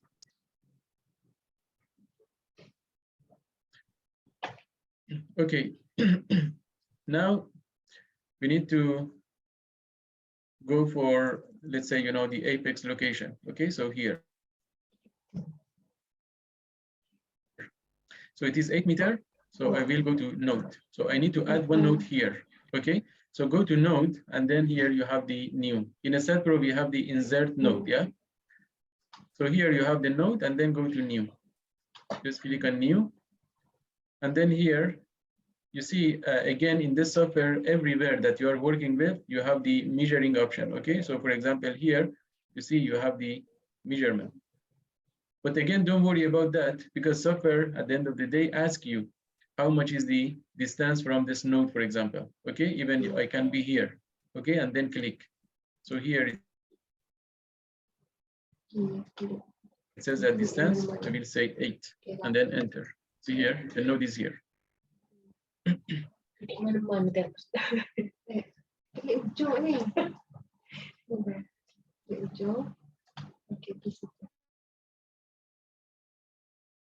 Okay. Okay. So then we need to move this node by 1.6 meter in vertical direction. So I will go to node, and here you have the move option.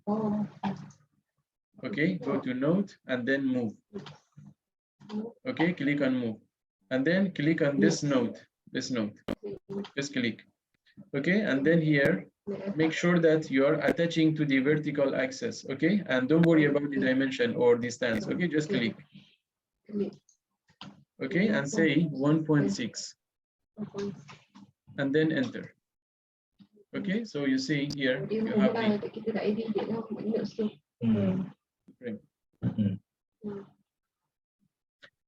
let's let's make a copy of this. Yeah, let's make a copy of this frame in X direction.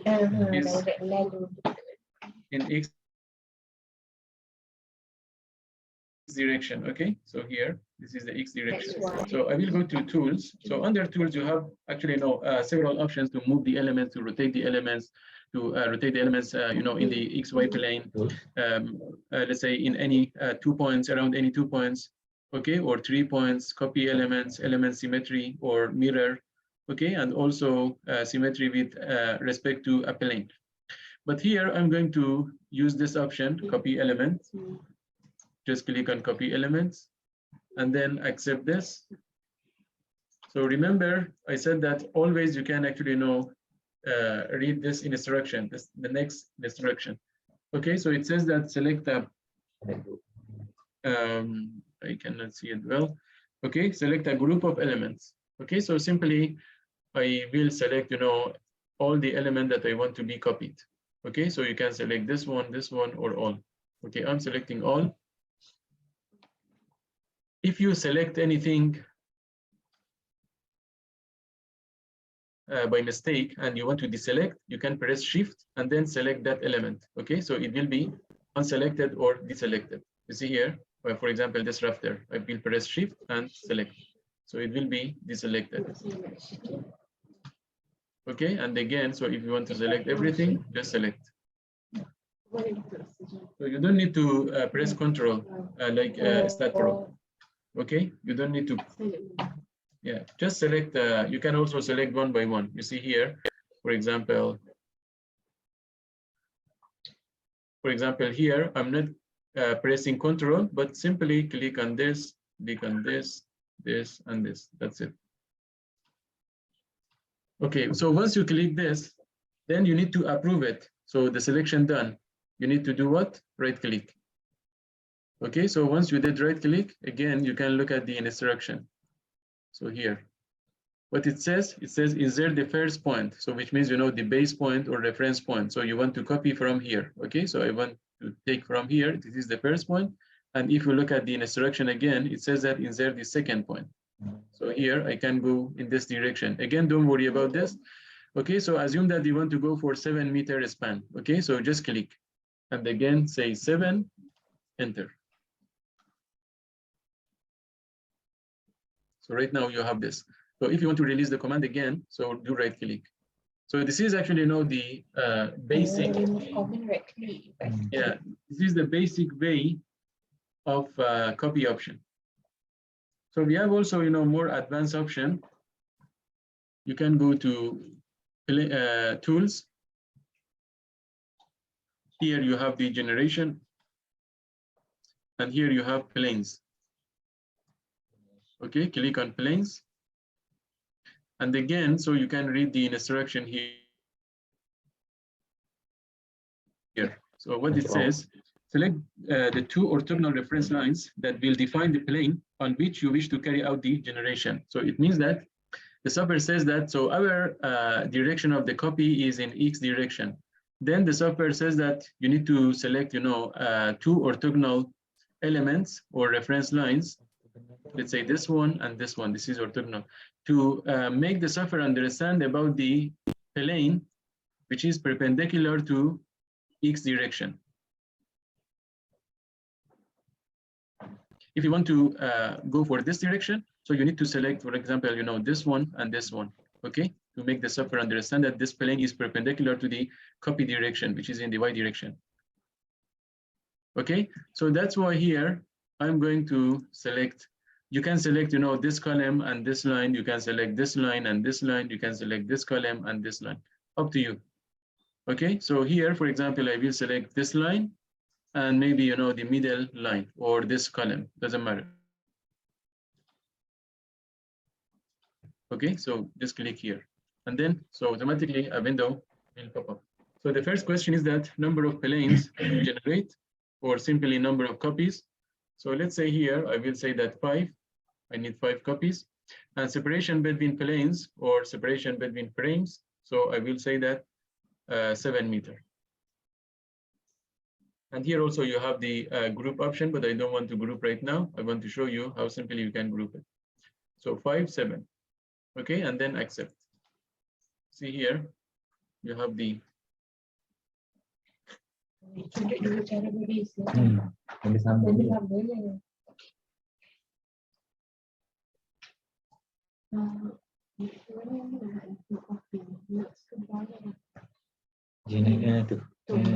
Tools.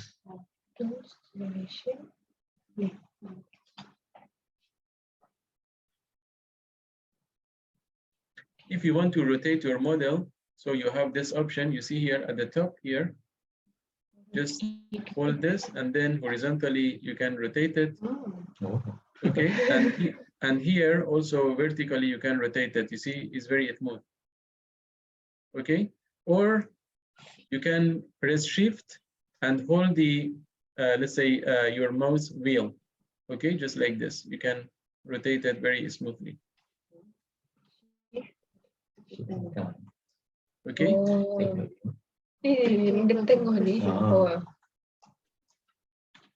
Done.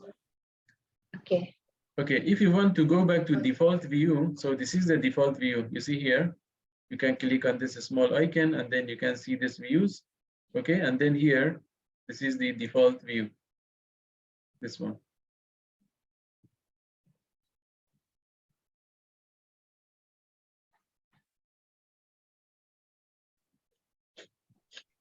Okay, so right now we know that the distance between these frames are 7 meters. For any reason, maybe the clients ask you to change the 7 meter to 10 meter, for example.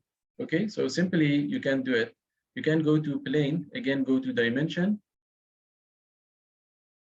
Okay, so here you have dimension. If you can see just like this, okay, if your, let's say dimension is like this, click on this small red icon, just click on that.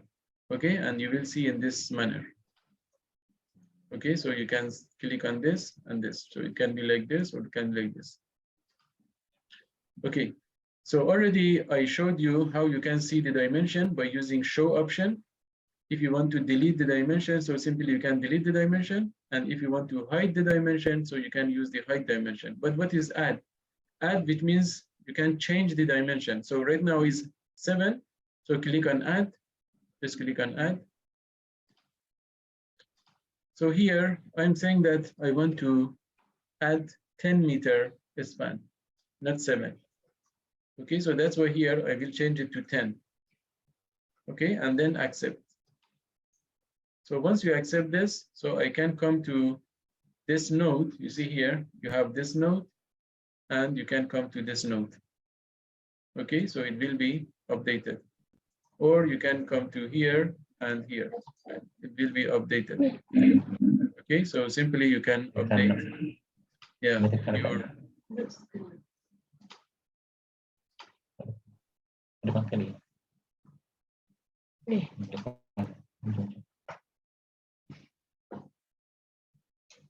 okay, you did it?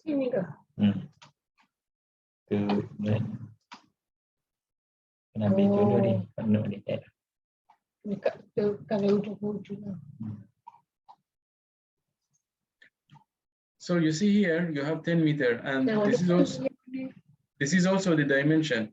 If you want to go back, you can do right click again. Okay, right click, and then here you have it. Let's say I want to change it to 5, for example, this time. Okay, and then accept.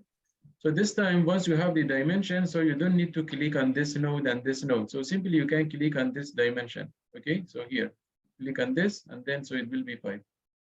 Click on this dimension. Okay, and it will be 5. Click on this dimension, and it will be 5.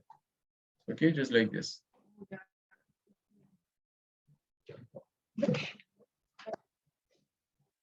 Okay, and then here you have the undo and redo option. So here, undo and redo. So for undo and redo, by default, you can, yeah, by default, you can actually, go back and go forward. Yeah, for undo and redo option. Okay, so for undo and redo option, so by default you can go for 5 steps. Okay, but here, if you go to this small earth icon that you have here, you see this small earth icon. Okay, just click on that, and then here you have the let's say undo and redo option. Okay, just click on that. Okay, undo and redo, and make this one as 20, the maximum number of actions. Okay, for you by default maybe it's 5. Okay, change it to 20. Here, this is small earth icon. Okay, here. Okay, and the last option, undo, redo. Okay, make this one as 20. And then accept. So for example, here, I want to undo this one. So I make it as 5. Okay, so I will go back to, let's say, do this 1, 2, 3, 4, 5, 6. Okay, so if I use the default one, so the last step won't be catched. Okay, so that's why you can actually go to 20 steps. So right now I made everything as 777 again. Okay. But don't worry, if for you is 10 meters, so just accept it. So just for training purposes.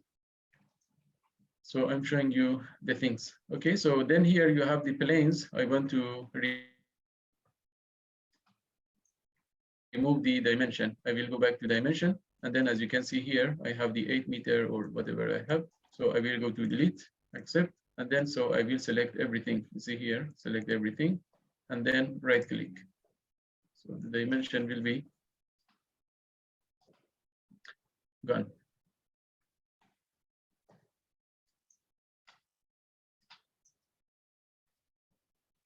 Say the right click. Stop. Okay, so I want to add the tie beam, for example. So I will go to, again, go to bar. And here I have the new option, go to new. Okay, and then I will start from this node. You see this node?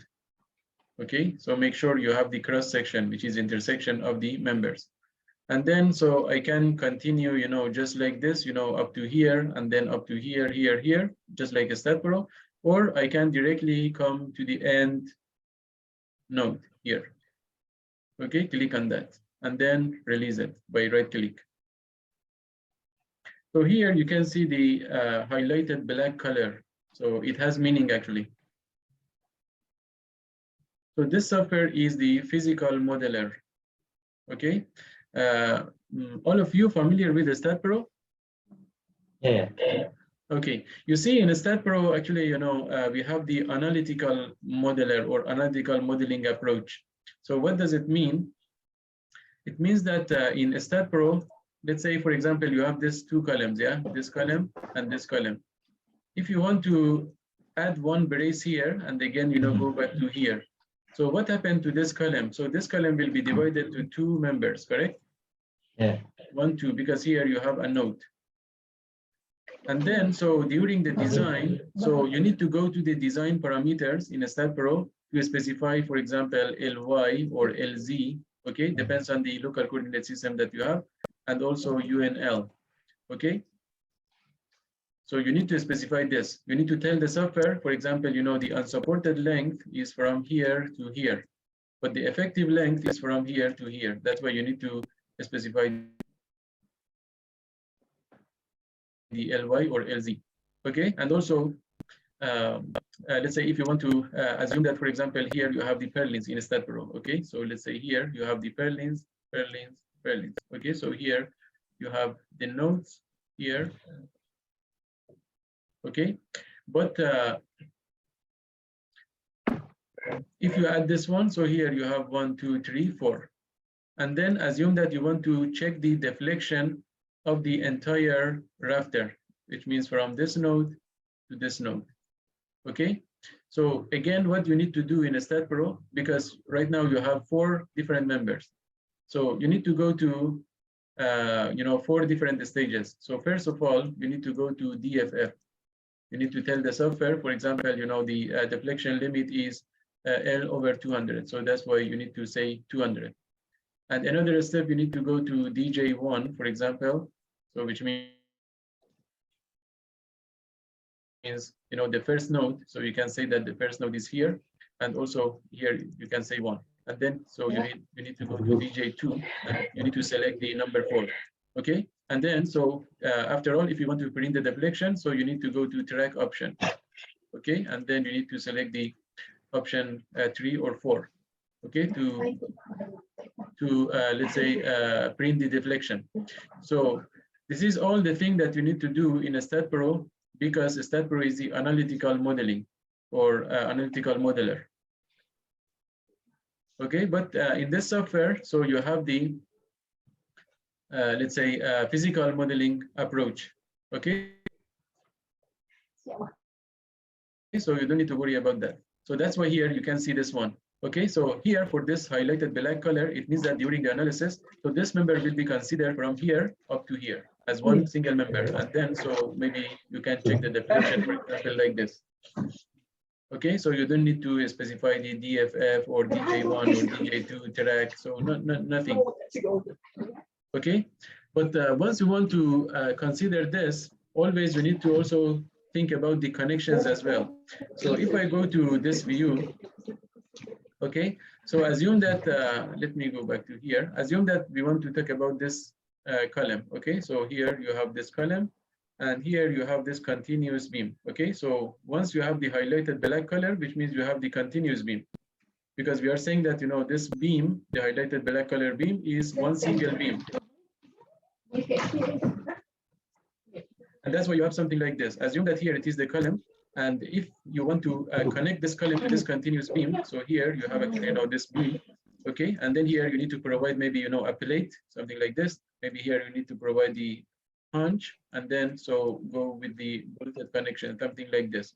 If you have such condition, so you can actually, you know, keep this one as like this, okay. But in another condition, maybe you have something like this. Maybe you have the beam.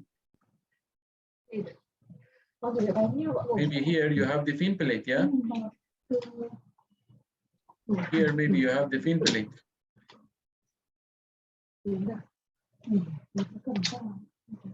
Okay, so then you need to break the beam, right? Is it clear? Okay.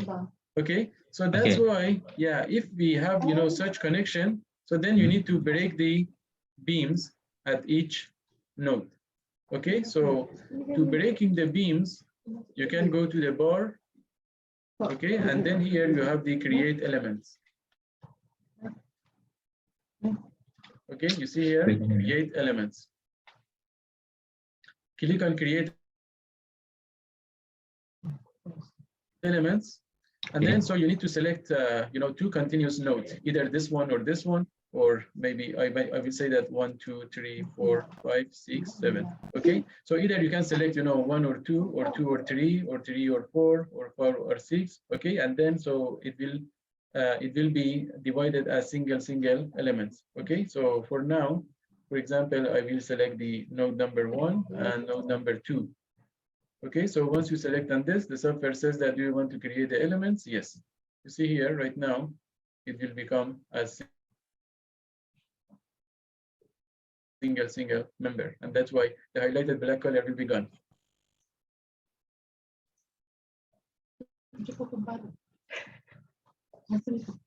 Yes. Okay, so now since we are talking about let's say, you know, this type of connection, so let's say if I have this type of connection, I need to release the members as well. Okay, so that's why for releasing the members, yeah, I will go to the bar. Okay, and then here I have pin ends. You see here I have pin ends. Okay, pin ends. Just click on pin ends, and then so here you can come to the middle of the member. You can come to the middle of the member. Yes.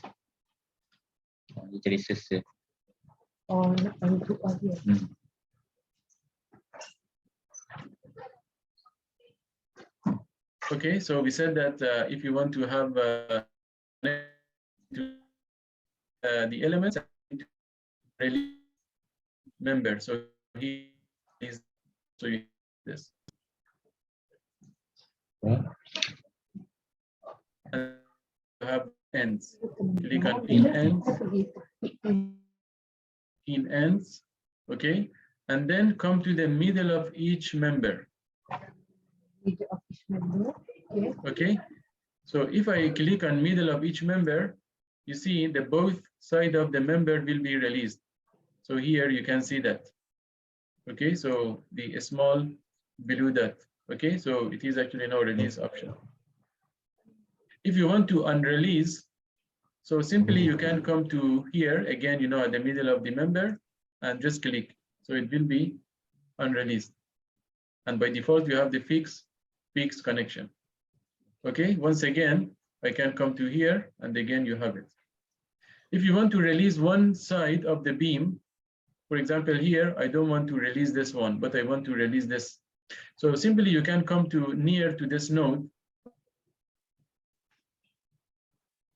Okay, and then click. So this member will be released at this node, but still you have this one. Okay, so this is the way, to release the members. Okay, so I can go ahead, just go to the middle of each member and then click. So I want to release all of them. Release, release, release. Okay, you see here, I released all of them.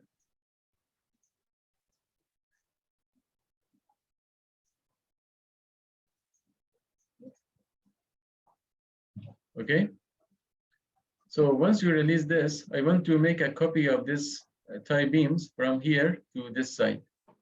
Okay, so I will go to tools again, copy elements, accept.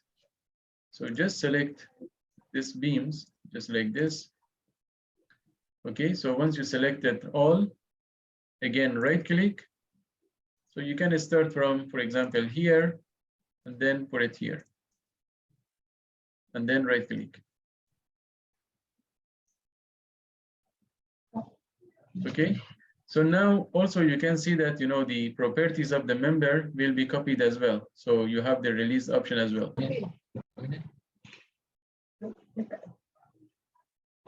Can you repeat again? Okay, sure. So I will undo the procedure. You need to go to tools, copy elements, copy elements, accept. Okay, and then select these members 1, 2, 3, 4, 5, 6. Okay, so once you select this, so for approval of your selection, you need to do right click. Okay, do right click, and then so you need to start with the base point. Okay, so here I will start from here. Just click on this node, and then so take it and put it here, and then right click.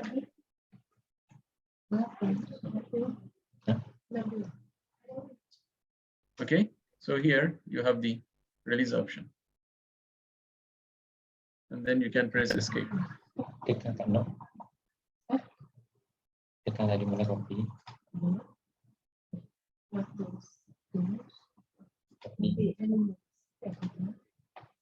Next, aku tekan di mana? Langsung kali ya. Okay, done. Boleh.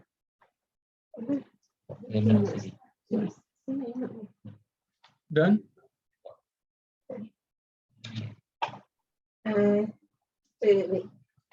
Okay. Okay, done. Okay. So now you see you have actually many reference lines because you have the many nodes. Okay. And if you want to hide the reference lines, okay, so you can come to planes, and here you have the references. Okay, so you can click on references, and then here you have the reference lines. Okay, just uncheck this option. You see here reference lines, uncheck, and then accept. So let's have some structure like this.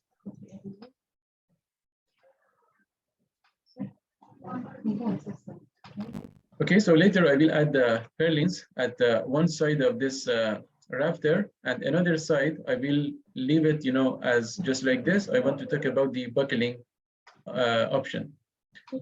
Okay, so maybe we can yeah, we can never mind, so let's a little bit continue. Okay, so I think the yeah, we can continue up to 115. Okay, so if I want to add the purlins, so here assume that we want to add, let me first if you want to check the length of the member, you can go to the bar. Okay, and then here you have the describe option. Go to bar and describe, and then come to here. You see the first line, it shows you the element length. How much is that? It is 8.158. Let's say this is 8. Okay. Okay, and then so let's assume that you want to add the 7 purlins. Okay, here. Okay, so let's assume that you want to add the 7 purlins. for this rafters.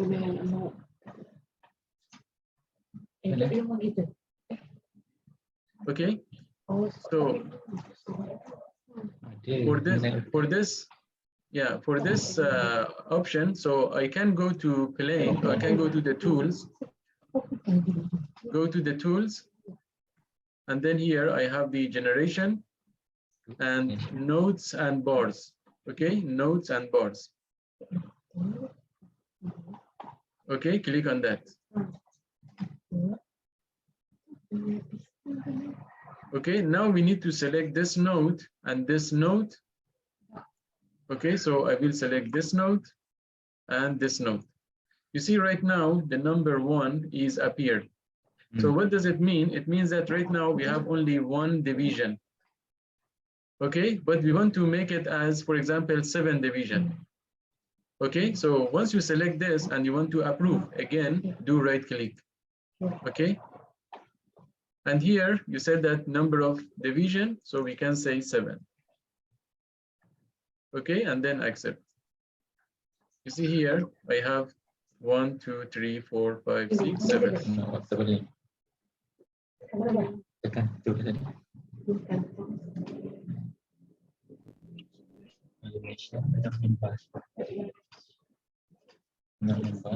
Ini kakak sama tu kan?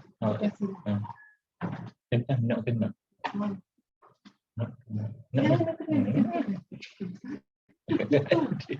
Done? Wait. Okay. Okay.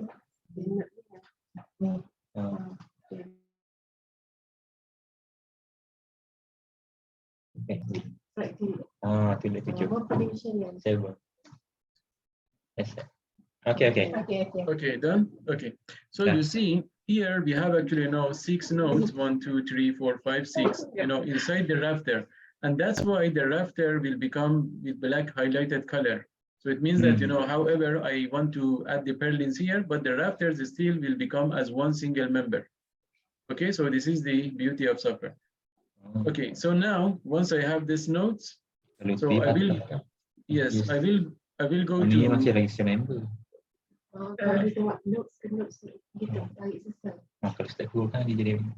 once again, I will go to the tools, okay, and then again copy elements. Go to tools, copy elements, okay.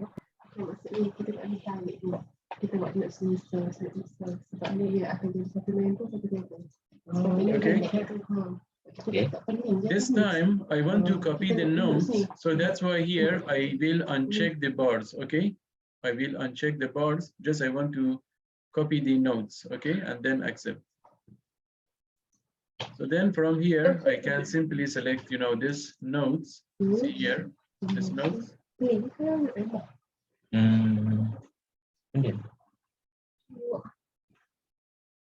Okay, so once you select the nodes, okay.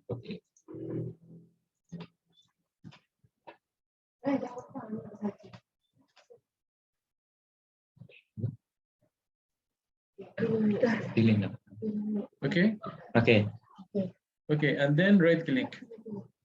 So once you did right click, so I can select, for example, this base node. You see here, so I have actually now this node. I can put it here, let's say here, and here. You see, and then right click. All the rafters will become as the highlighted black color.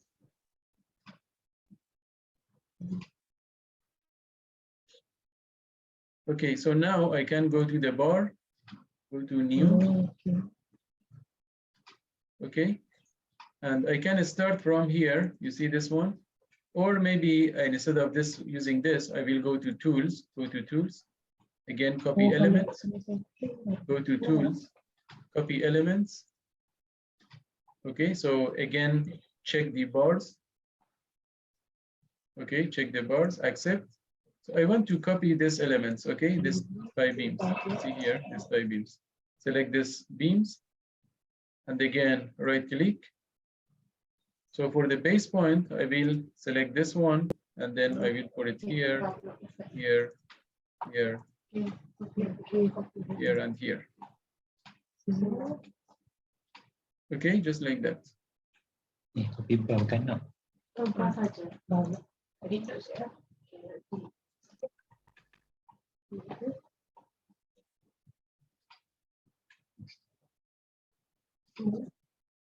Done? Terus.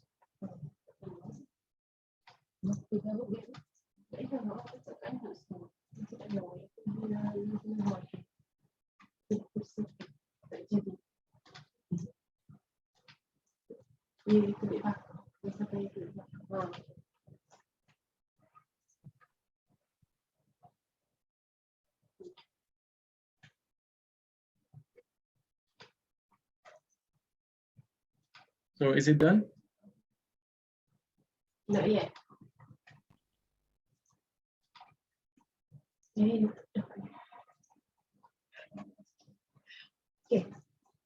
Okay. Okay, you do it. Okay. Okay. Okay. So once we created this, so I can just press escape. Okay. So this is the way, and then so I need to add the support. Okay, so I need to add the support to the structure. So for adding the support, yeah, I can come to one of this view, XZ view or YZ view. Okay, so I will go to YZ view, so this view, and then go to node, again external fixity. Okay, go to node and then external fixity, and again select the base nodes. So once the selection done, so you need to approve it by right click. Okay, and again fix support. Ambil apa nak? Okay, fix support and then accept. So here you have it.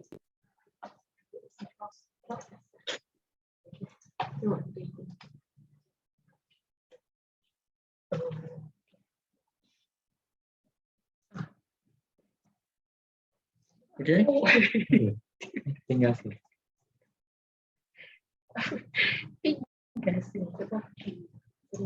is it done? Dah.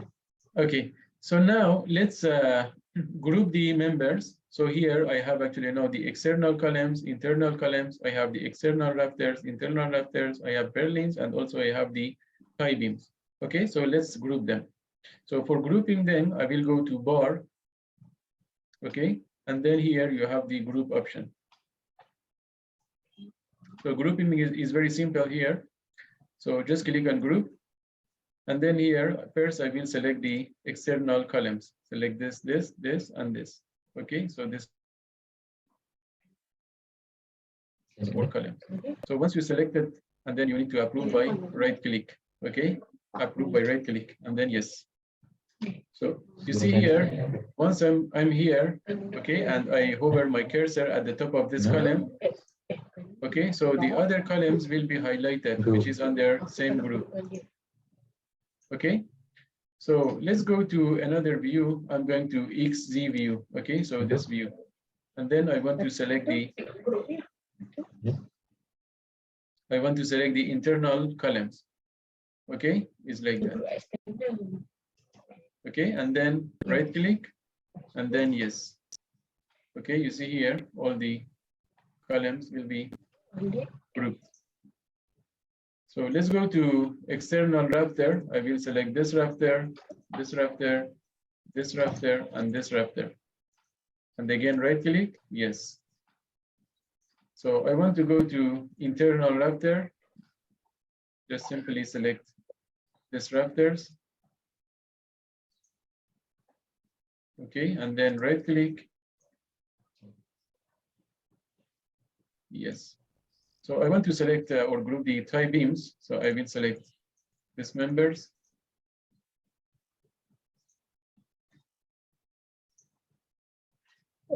Okay, and then right click.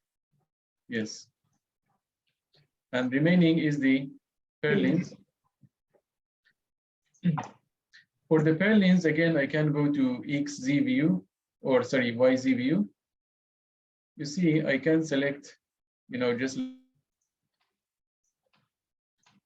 like this. Okay, So the selection in Cype is just like AutoCAD, okay? So if I select from left to right, so whatever is inside the selection window will be selected. And if I go from here, you see here from right to left, so whatever is touching the selection window will be selected, okay? Just like AutoCAD, okay? So that's why I'm going from left to right. And this node, which is related to purlins, will be selected, this one, or simply I can, let's say, go like this, this, and this. Okay, so I selected all the purlins, you see here.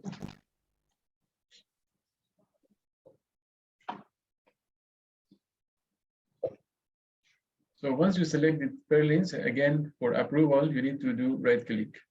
And again, yes. So here you see, so everything is grouped.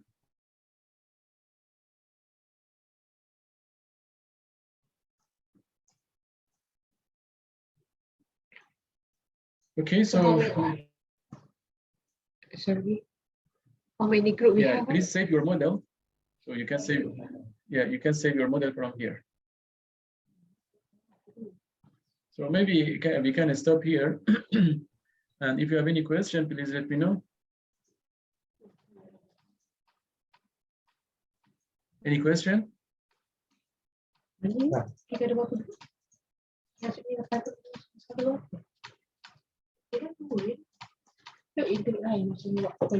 Okay, so if there is no question, we can stop the first part of the session here. Okay, and we will continue at 2:30. Is okay? Okay. Okay, so thank you. Okay. And yeah, so I will yeah, just close the session and I will reopen the session at 2:30. Sorry. Yes, please. Column. Type B. Yes, please. If you have any question, please let me know.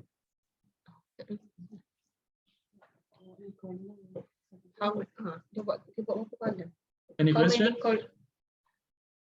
How many groups do we have? Okay.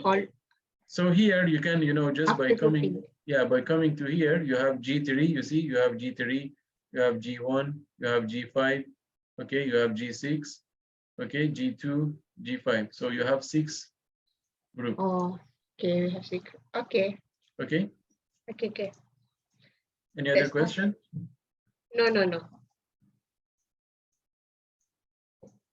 Okay, question. so I will end up the session here and okay, great. So reopen the session at 2:30. Okay. Okay, thank you everyone. Okay. Thank you. Thank you.